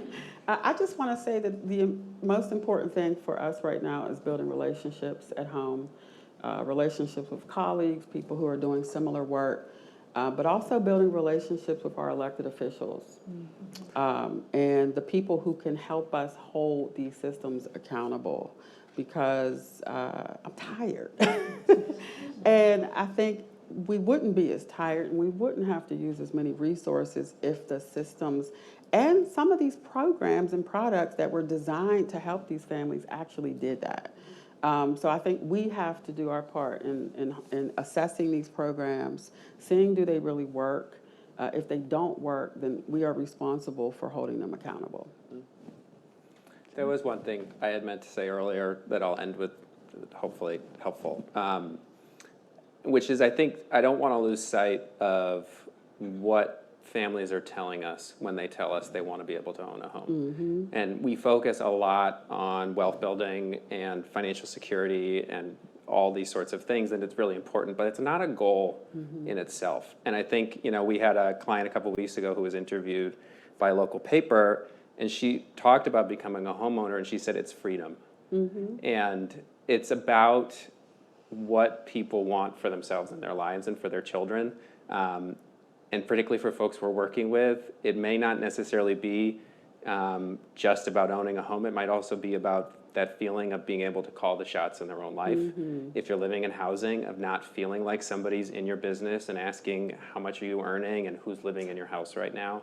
So it represents a lot. And I think in these conversations too, it's important to, maybe it feels fluffy, but it's at the core of it. It's not fluffy, thank you, Tammy. It's what it like. This is really all about people's agency and ability to have the kind of life they want for themselves and their kids. So I just don't want to lose that. Well, thank you, and thank you, all of you, the work you're doing towards that goal.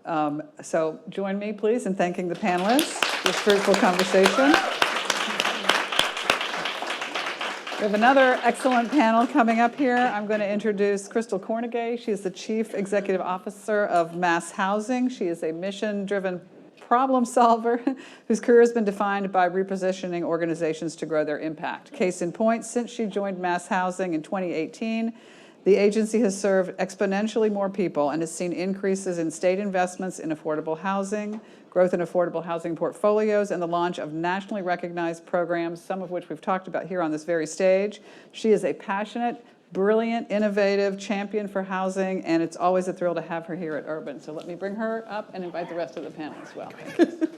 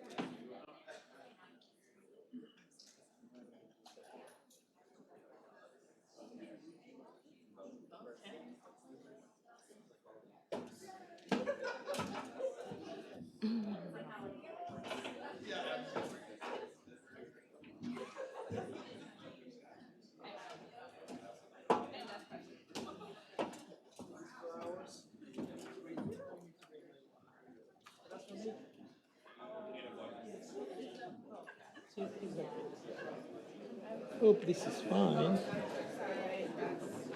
feel like a star now. Yeah.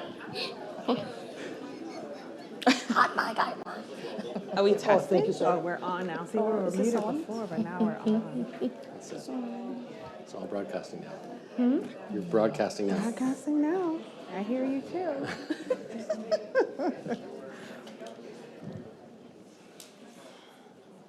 Of course, my mouth has to be getting dry, obviously.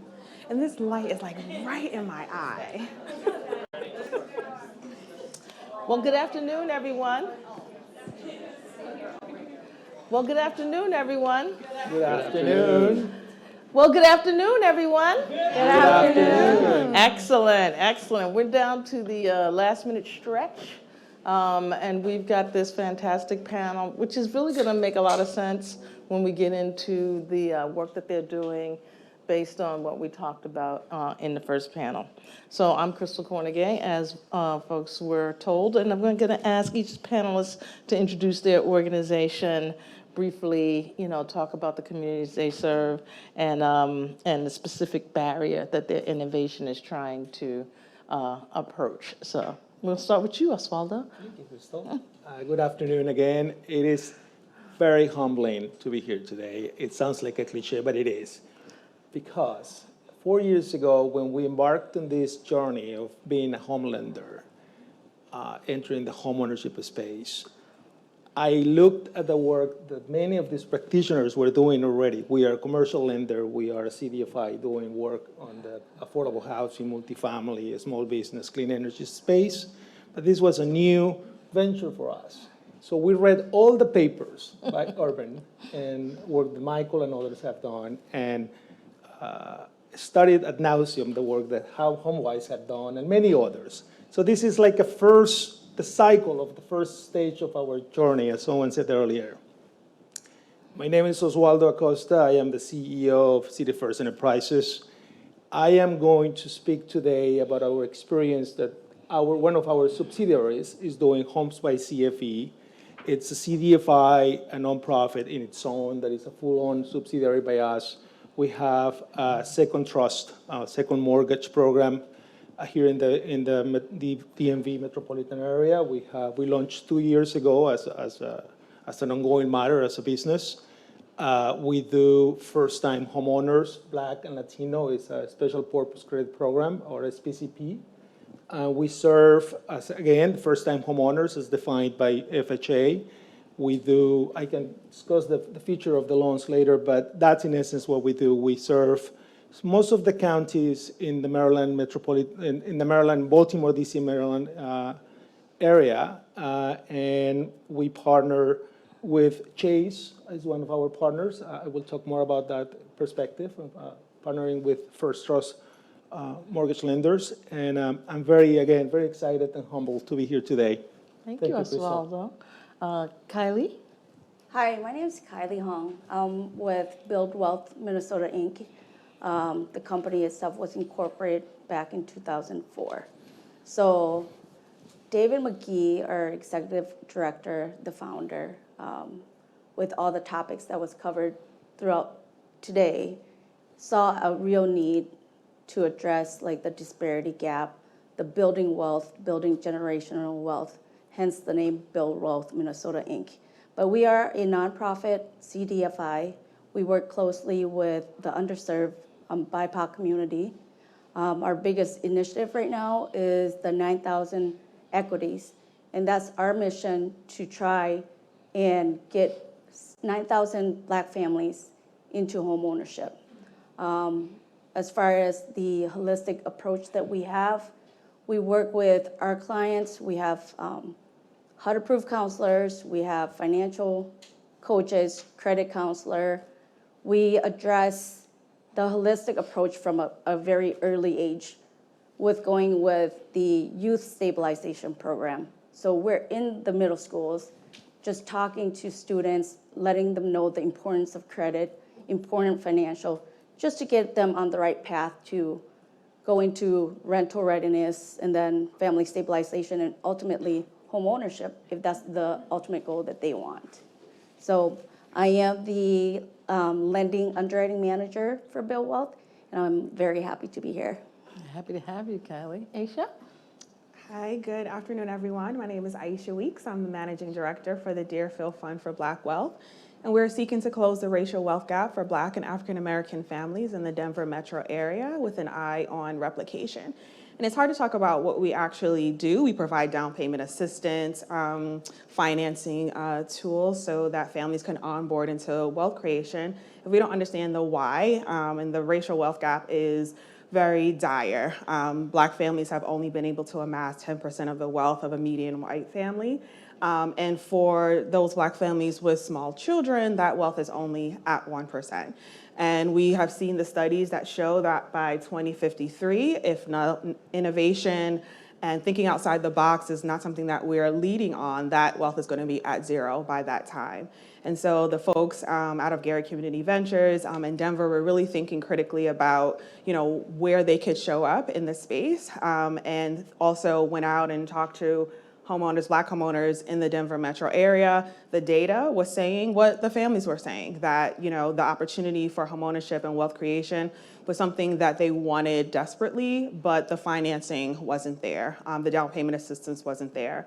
And so to create a product that is replicatable and also sustainable is the work that we're doing, beginning in Denver, and hopefully to be able to have the model across the country as well. Thank you. Exciting. Stuart? Great. Hello, everybody. Thank you for having me. It's great to follow the Deerfield Fund. My name is Stuart Yasgur. I lead an organization called Economic Architecture.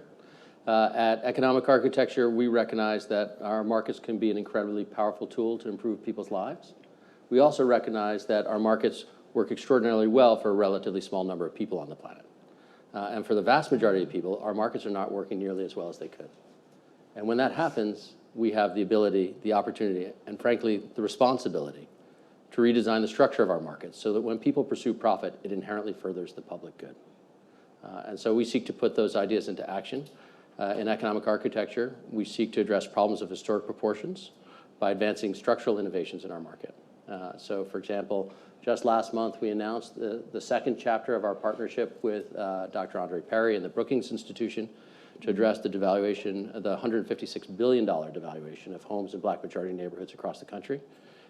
We are just starting a partnership with Professor Thomas Mitchell over at BC Law that would support, foster a new generation of structural innovations to address the problems that are getting created through heirs property. And I'm really excited because today we get to talk about something else we're doing, which is we're developing an innovative new liquidity insurance product. It's a market-based, scalable product that can enable homeowners to avoid delinquency, default, and foreclosure on their mortgages and to build wealth through sustainable homeownership. So thank you for having me. Well, thank you for coming. That sounds great. We seem to have a wide cross-section of folks tackling innovations. Since we ended with you, why don't you start and tell us a little more about your program, and we'll come back this way. Absolutely. Thank you. So I agree with Aisha. I think to start, we have to start with the why of what we're doing. And I think that, we could have that itself could be take up this whole panel. But just to start with one set of numbers, Brookings reported earlier in this year that even while the median wealth in this country increased by $51,000 between 2019 and 2020, the racial wealth gap increased by $49,000. So that means it grew to an astounding $240,000. So we think the picture is pretty clear. Unfortunately, the problem is not getting better. It's getting worse. And we think the imperative to address the racial wealth gap, it really drives us, this portion of our work. So if we're going to start to address the racial wealth gap, we need to look at homeownership. We need to look at homeownership because it's one of the main means by which we build wealth in this country. So there's some incredible efforts, in the good news, in doing things like the Deerfield Fund does in helping homeowners purchase homes.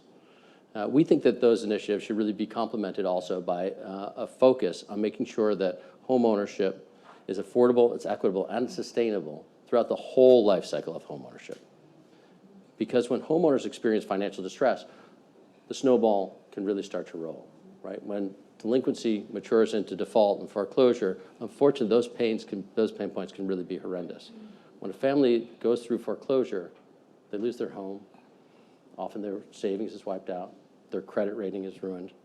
And unfortunately, the evidence suggests that they're likely to be housing unstable for the rest of their lives. And that pain is contagious. It affects them, it affects their family, it affects their neighbors, it affects local businesses, it affects the community. And we're just starting now to get a quantified sense for how big a role this plays in the racial wealth gap. So Kimono and Wong from Berkeley and the National Bureau of Economic Research, respectively, have argued that even as black homeownership is increasing, black homeowners are expecting lower rates of returns from that home ownership, and it's largely a result of the disparities in distressed sales. To say that differently, it's the higher prevalence of distressed sales in neighborhoods where there are black homeowners that are really kind of erasing the economic value of those homes. In fact, they suggest that this is such a significant factor in contributing to the racial wealth gap in home ownership that if we address just this one factor alone, it could remove 39% of that racial wealth gap in home ownership. So that's remarkable. So if we want to address the racial wealth gap and we're looking at home ownership, we need to decrease the number of distressed sales. So how do we do it? Well, how do we start getting our head around reducing delinquencies, for defaults, and foreclosures? The good news is that research that's coming out now is starting to challenge the conventional wisdom.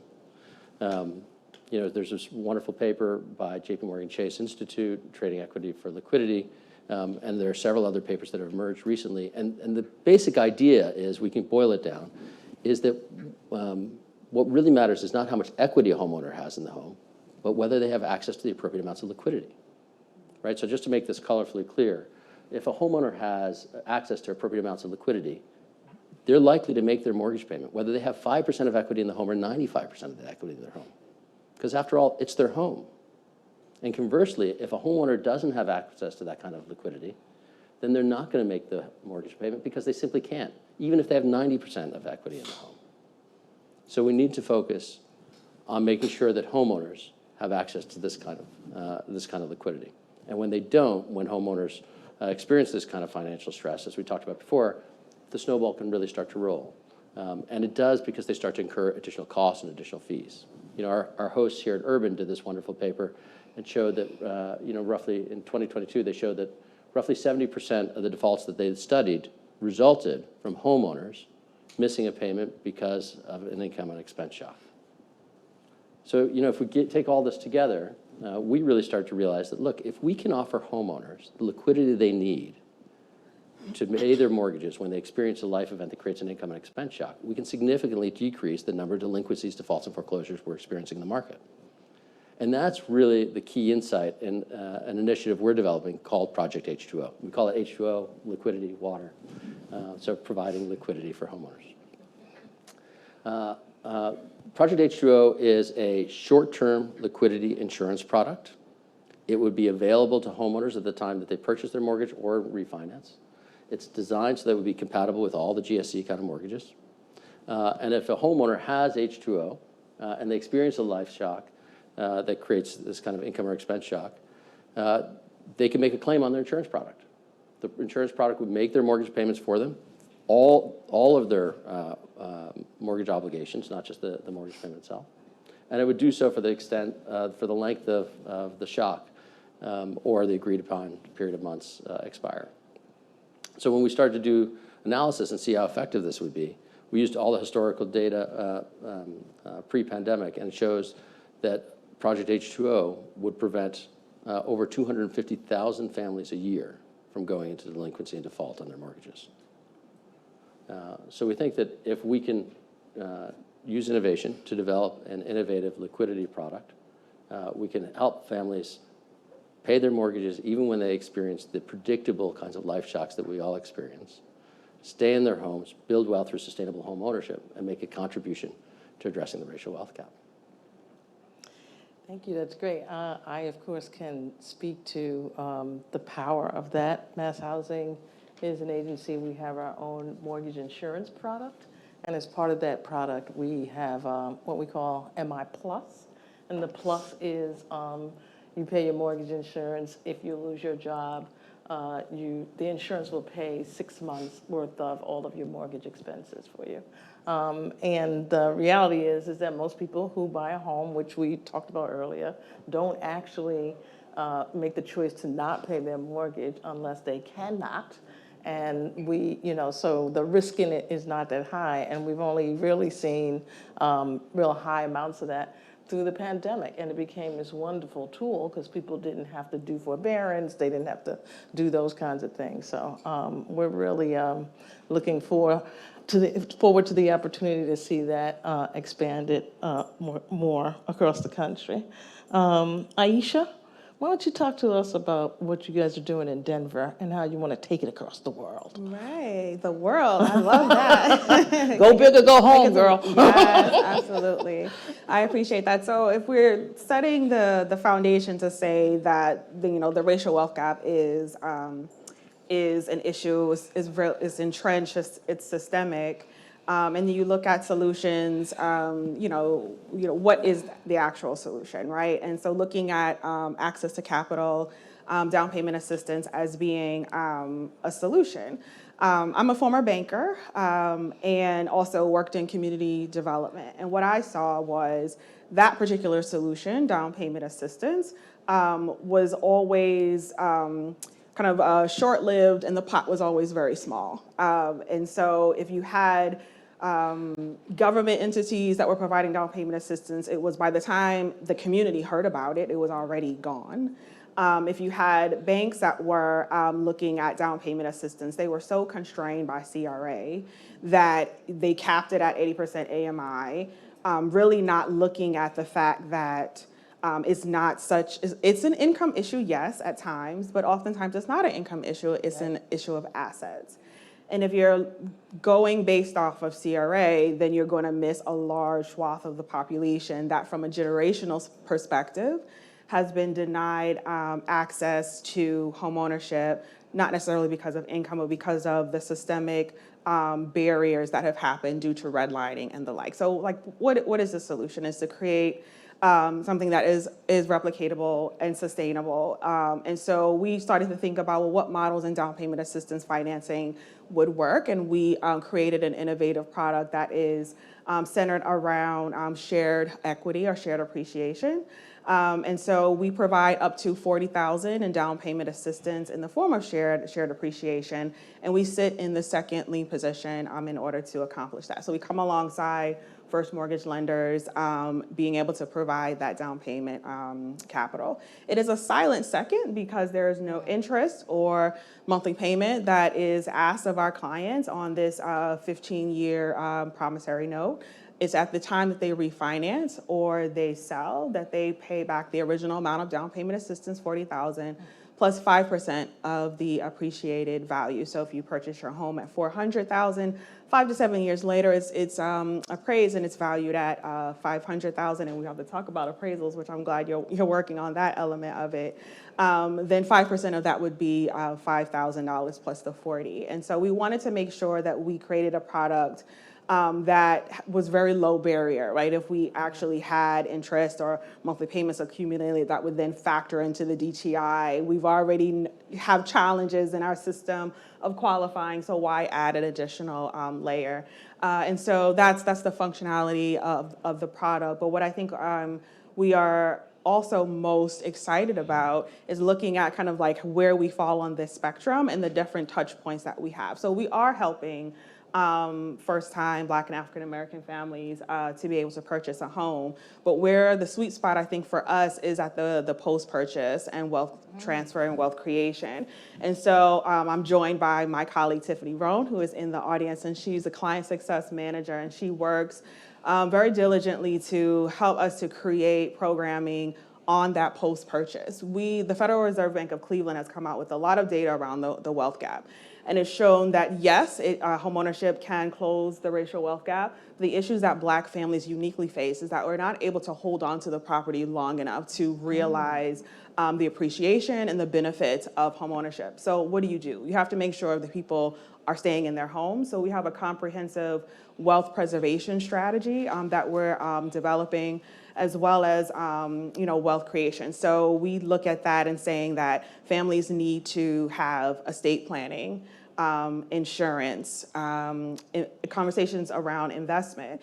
And in my past career, I've known and I've sat at tables where folks have said, because 75% of our clients are at or below 80% AMI, and I think that that's a huge accomplishment in and of itself, to say that we've helped over 190 families get into homeownership who have been at that socioeconomic threshold. They'll say, well, they don't really need to know about estate planning or investment, making this assumption that if people are in a particular station in life that they're always going to stay there and that there's no continuum of growth in finances. And so I say that our industry is really good at pre-purchase. We have, HUD certified counseling agencies that do a great job of this. But where I think we're missing and where Deerfield is filling that gap is in the post-purchase piece of it. You have to help families preserve the wealth so that they can pass it on to the next generation. And when you're thinking about it in that frame and not just homeownership, you're thinking about it from a wealth creation standpoint, your perspective, the things that need to be brought as far as wraparound services for your clients, then becomes very expansive. So we're excited that we're not just deploying capital, but we're wrapping these services around and having a robust, comprehensive financial plan for our clients that we think is going to be the difference in the long run. That sounds great. We're excited to see where it goes. How about you, Kylie? What's going on in Minnesota? So with Minnesota, we're probably I'm here with my colleague from Bill Wealth, Bao Vang. She's like my senior processor. She's the face of down payment assistance. It's critical with the underserved community that we work with, low income. It's harder to get, they can't qualify for the traditional conventional mortgage. To top it off, they don't have the 20% down to avoid PMI. So what we've created at Bill Wealth is we do have a special purpose credit program for our first mortgage that the loan to value can go up to 97%, no PMI. FICO score that can qualify, we're looking at our clients at 620, but with big, huge compensating factors, we can go down to as low as 580. Wow. And this is a product that was launched to assist the Black families that are coming through our doors, because they're going through our family stabilization program, and that's the only way that you can actually tap into these products, because they work closely with our credit counselors to be able to get where they need to be, to work on their credit, to pay off their loans, where they need to get their DTI in line to qualify. And we have clients that are with us for, the program itself is an 8-week course that they go through. And they're open up to the first mortgage product. They're open up to our internal 2 down payment assistance program. And we have clients that graduate from the program and they're ready for homeownership. We also have clients that have been with us for 3 years, 4 years, because they're on the path to homeownership, but they're just not quite there yet. So what we do is that I think with some of our panelists here, we do the very same thing that we do a lot of hand-holding. We're providing resources, we're educating them what they need to know about mortgage. Mortgage in itself, I've been in the mortgage industry for 19 years. I still feel like I don't know everything about mortgage. There's so much that goes into it. It's overwhelming for someone that don't have the experience going to the traditional financial institution. It's daunting. So what I think Bill Wealth does differently is we provide them the knowledge, the tool to be able to get, if they were to be able to finish with our credit counseling, that they would be at capacity to get approved for traditional mortgage.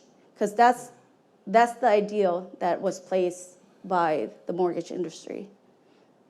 And with down payment assistance, like with Minnesota, we administer 8 different down payment assistance programs in addition to the 2 internal programs. So with Advancing Black Homeownership that was just launched just this June, that assists foundationally Black homeowners up to 45% down payment assistance. And it's up to 45,000 right? 45,000 not to exceed 10% of the purchase price.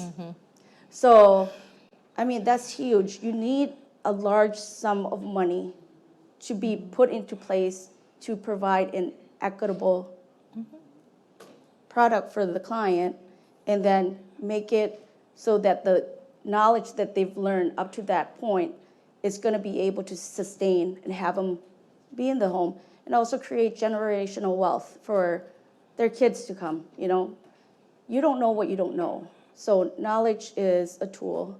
It's a power that can get you where you need to be. So that's summarizes what we do. Thank you. And we do have our own lending department. So pretty much like a one and done. Awesome. So Oswaldo, the DMV is one of the hottest markets in the country. And so talk to us about what work you're doing to make sure you are providing access for Black and brown families in this area. I already had my answer, and you give me another question now. Can I answer the question I want to answer? Yes. Be a politician. Answer whatever you want. I think that it's just because the 3 of them said something very insightful, and it resonates with me, of course, incredibly well. I think I'll start with what Kylie said. It's about information. Like everything else in this country, we're a wealthy nation. We have so many resources and institutions that serve virtually anyone that we could serve. We just don't. And the mortgage industry is one of the most impenetrable businesses from the consumer standpoint. And if you add another layer of poverty or language as a barrier, then it's just intractable. I will add another a personal story here. I came to this country as a professional. I work as an economist, and then I left the outfit where I was working. I launched a company, then the financial crisis hit.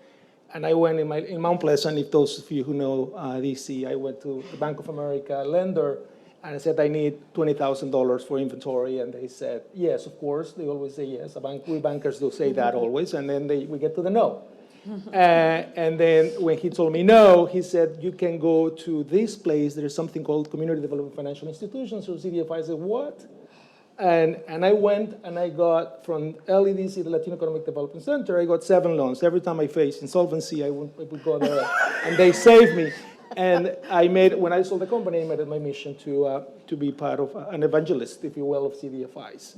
So information it's key. And the other people, going back to DMV, the DMV and the problem we're trying to solve, I struggle in characterizing the work we do, which is a second mortgage as a down payment assistance, because it is a loan. The notion of, it is a nomenclature of the business, but it feels a little bit off because we're making a loan, we're not assisting anybody.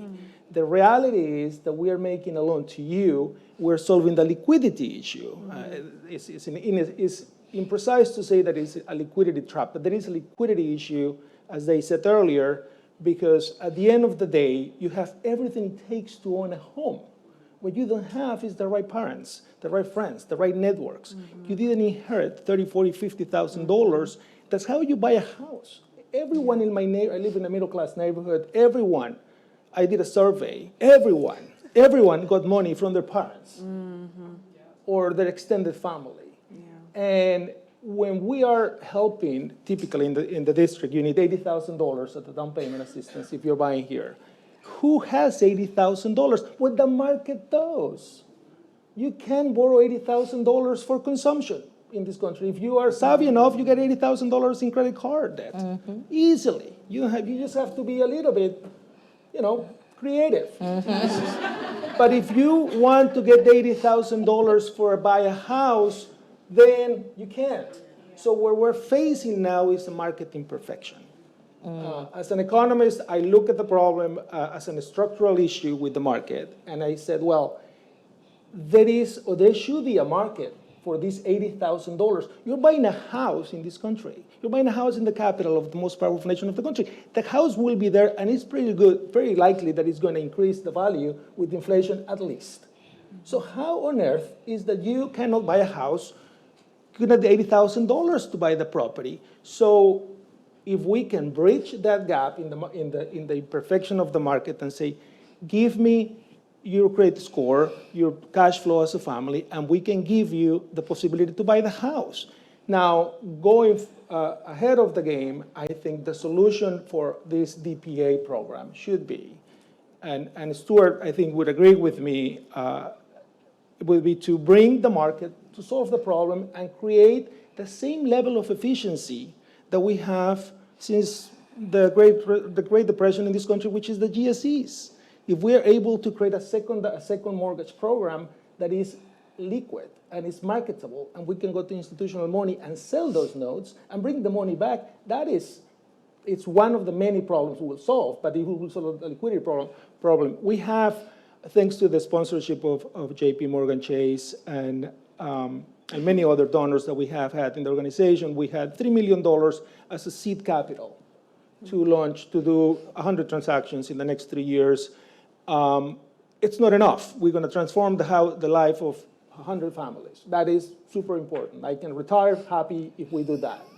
But I think at the end of the day, we spend so much money on these panels and on these conferences and all of that in the development business, in the community development business, that we should aspire that with the work the CFE does between 2024 and 2028, we created a new way of solving the liquidity trap for certain clients in the mortgage business. That's our aspiration. Of course, we want to solve those that we have to change, if not 100, 300, 500, but at the end of the day, we want to invent a new way to access that, to unlock the possibility as a family.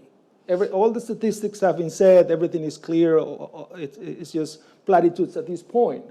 That it's important for us to remember, but at the end of the day, what we need to do is to invent a new way to bring liquidity to one of the most sophisticated and stable assets in post-war America, which is houses. I mean, there are spots in the country that are not gaining value in the last 40, 50 years, but as an asset class, it is pretty stable.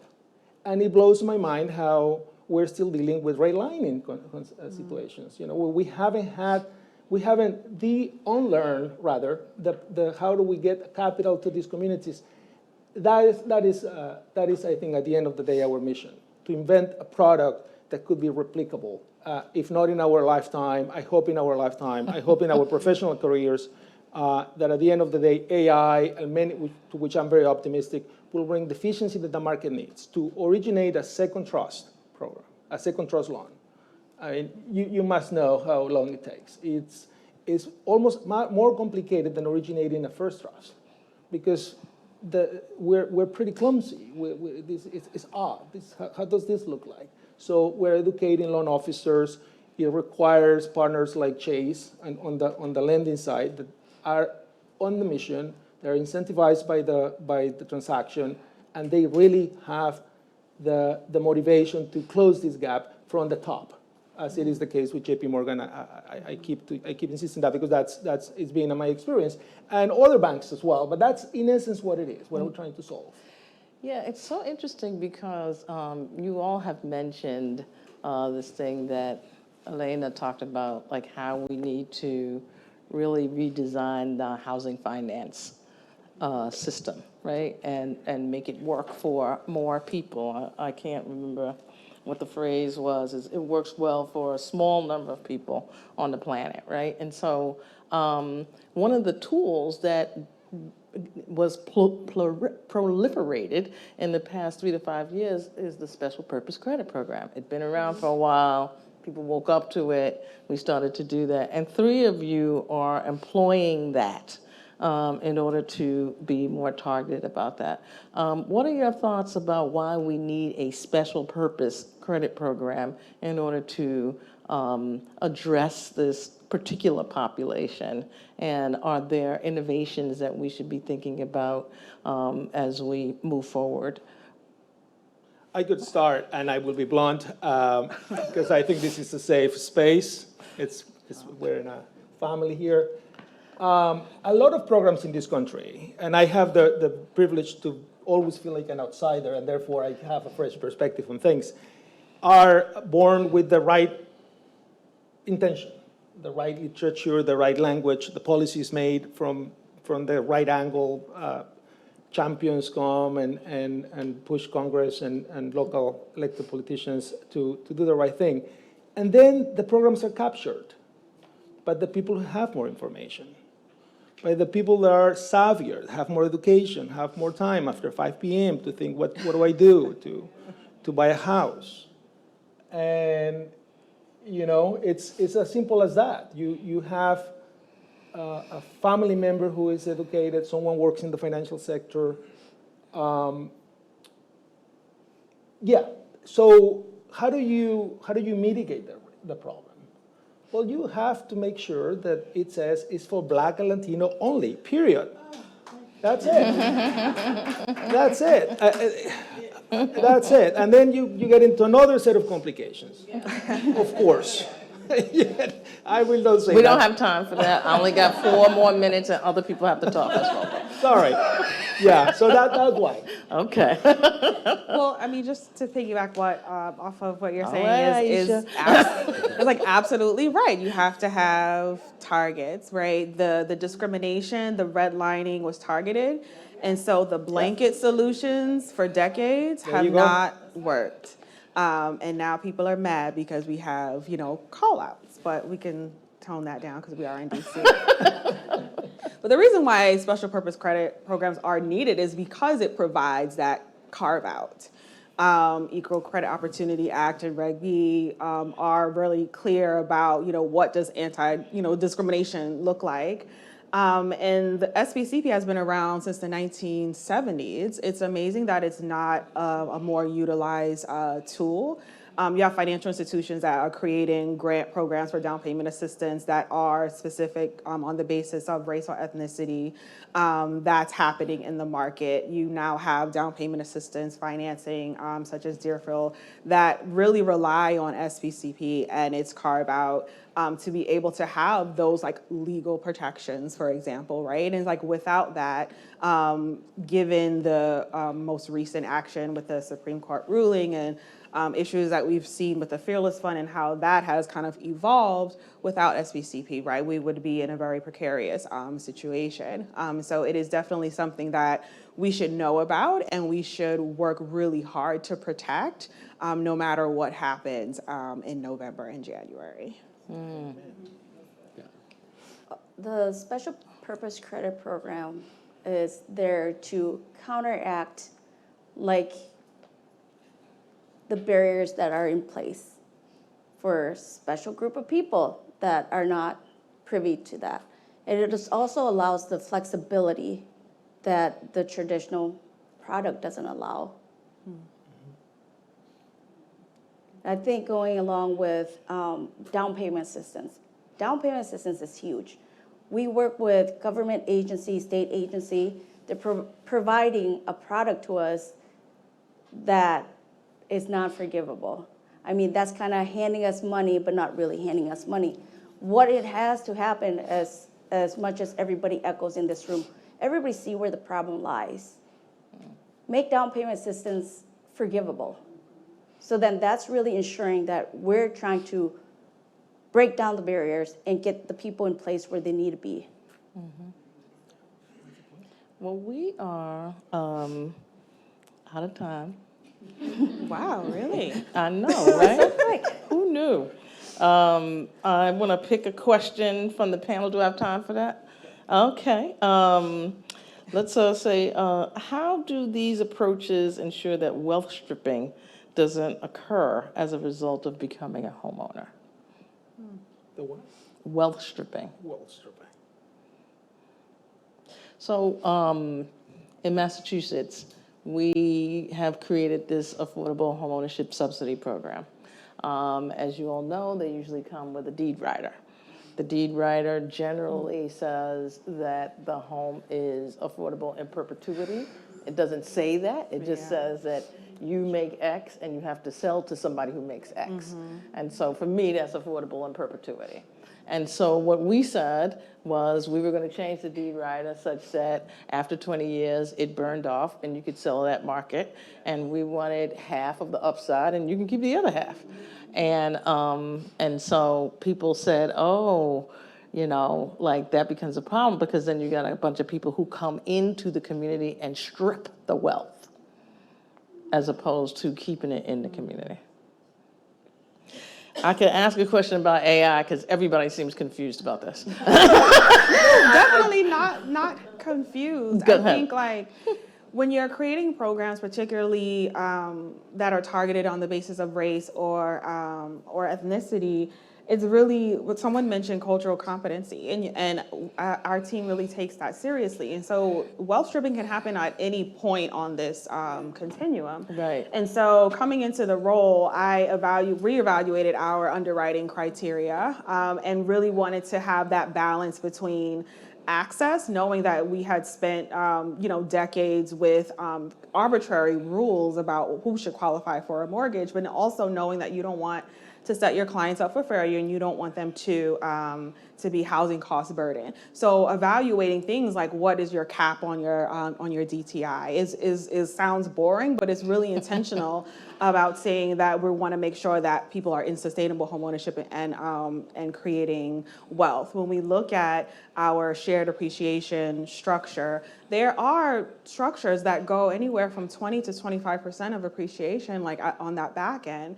And so we were really intentional to say, like, what is that sweet spot for us in terms of, our fund structure, our operations, and then making sure that the vast majority of the upside is being retained with the homeowner and not necessarily with the fund. These are intentional decisions that I think you have to, at every step of the process, really interrogate and continue to look at and review your policies and your structure to make sure that you're responsive to the market as it's shifting, all with the goal of wealth creation in mind. If you're just about homeownership, that's one thing. But when you talk about wealth creation, you have to do things differently.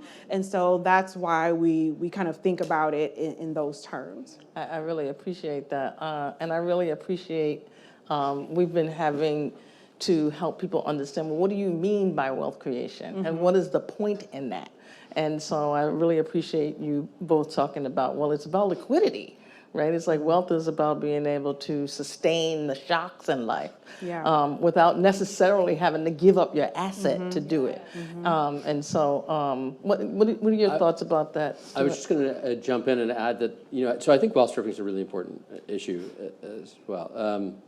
But also that, we need to when we're talking about innovations in a housing market, we also have to recognize that there are certain criteria and certain considerations that we need to bring to bear at different stages of innovation.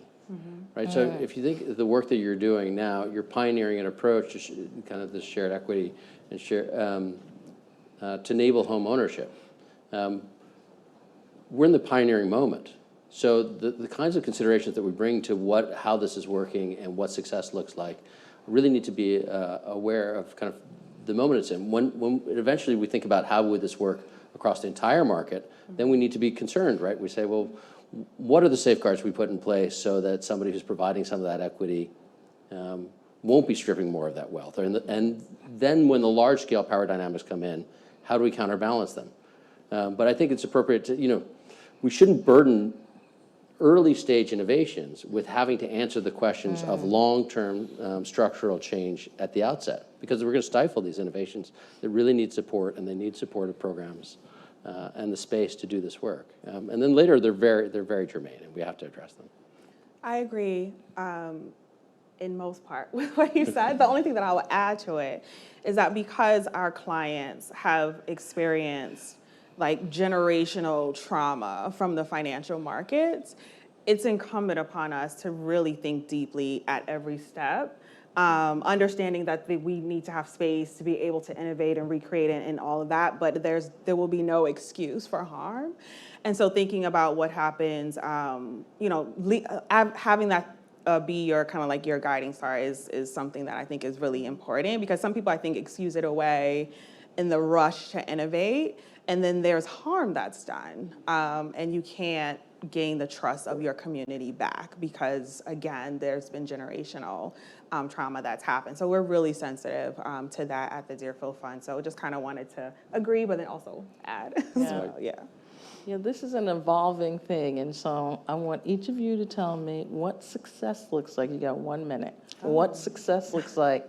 We're going to be back here 5 years, and we're going to be talking about what we did. And what did you do? What does success look like, Osvaldo? Scale. Persuading our funders, our peers, that what we're doing, if it's working, it needs to stay at top of mind, never move to the next shiny object, because if this works, we need to just stay focused, continue working on it, perfect it, go to the next iteration, and that's a call for us as an industry, and including philanthropy, including think tanks like Urban Institute and others. That's where success looks like us. Translating and scaling what it's working, because there are only so many innovations we can do at the end of the day. If we find a winner within that continuum, stick to it and expand it. That's what, to me, success looks like. Kylie? Success for us at Build Wealth would be expansion, and to have our family stabilization program adapted nationwide is a program that works.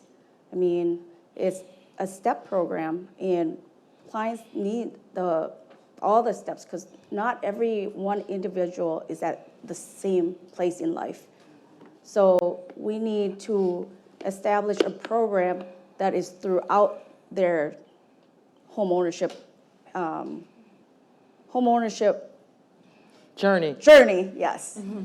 So, and if we can actually have more companies or more organizations that see our vision, share our mission, that's what success would look like for me. Awesome. Aisha? So this wasn't a prepared question, so I love this. So 5 years from now, right now we're developing a replication toolkit. So we'll have that launched in the summer. We're having conversations about what our model looks like launched around the country. But I tell people the 500 families that is our goal to help in Denver, we can certainly meet that goal. But if we aren't shifting systems, then the gains that we're helping those families and the ones around the country as we expand gain, they're going to be eroded if we don't look at every systemic barrier to wealth creation, from entry into pre-purchase all the way to valuation of a home because of the color of your skin. All of that needs to be addressed. And so 5 years from now, I'm hoping that we're having tools that can address all of those issues along the continuum. And also that when we talk about investment for Black communities and Black people, that will not be something that people kind of like look side-eye at, right? It'll be commonplace to not talk about just charitable donations and philanthropy, but we're gonna get really comfortable about talking what does investment look like for Black families and for Black communities. All right, Stuart, wrap it up. All right, let's see. Structural change. I think it's very important. We need to continue to do the direct service that is so needed today, but we know the direction that things are going on a macro level. We need structural change in the marketplace. So Project H2O, we're designing it to be a structural change. It could be market-based and scalable, could go is consistent across the mortgage space. But we also need to get better at structural change.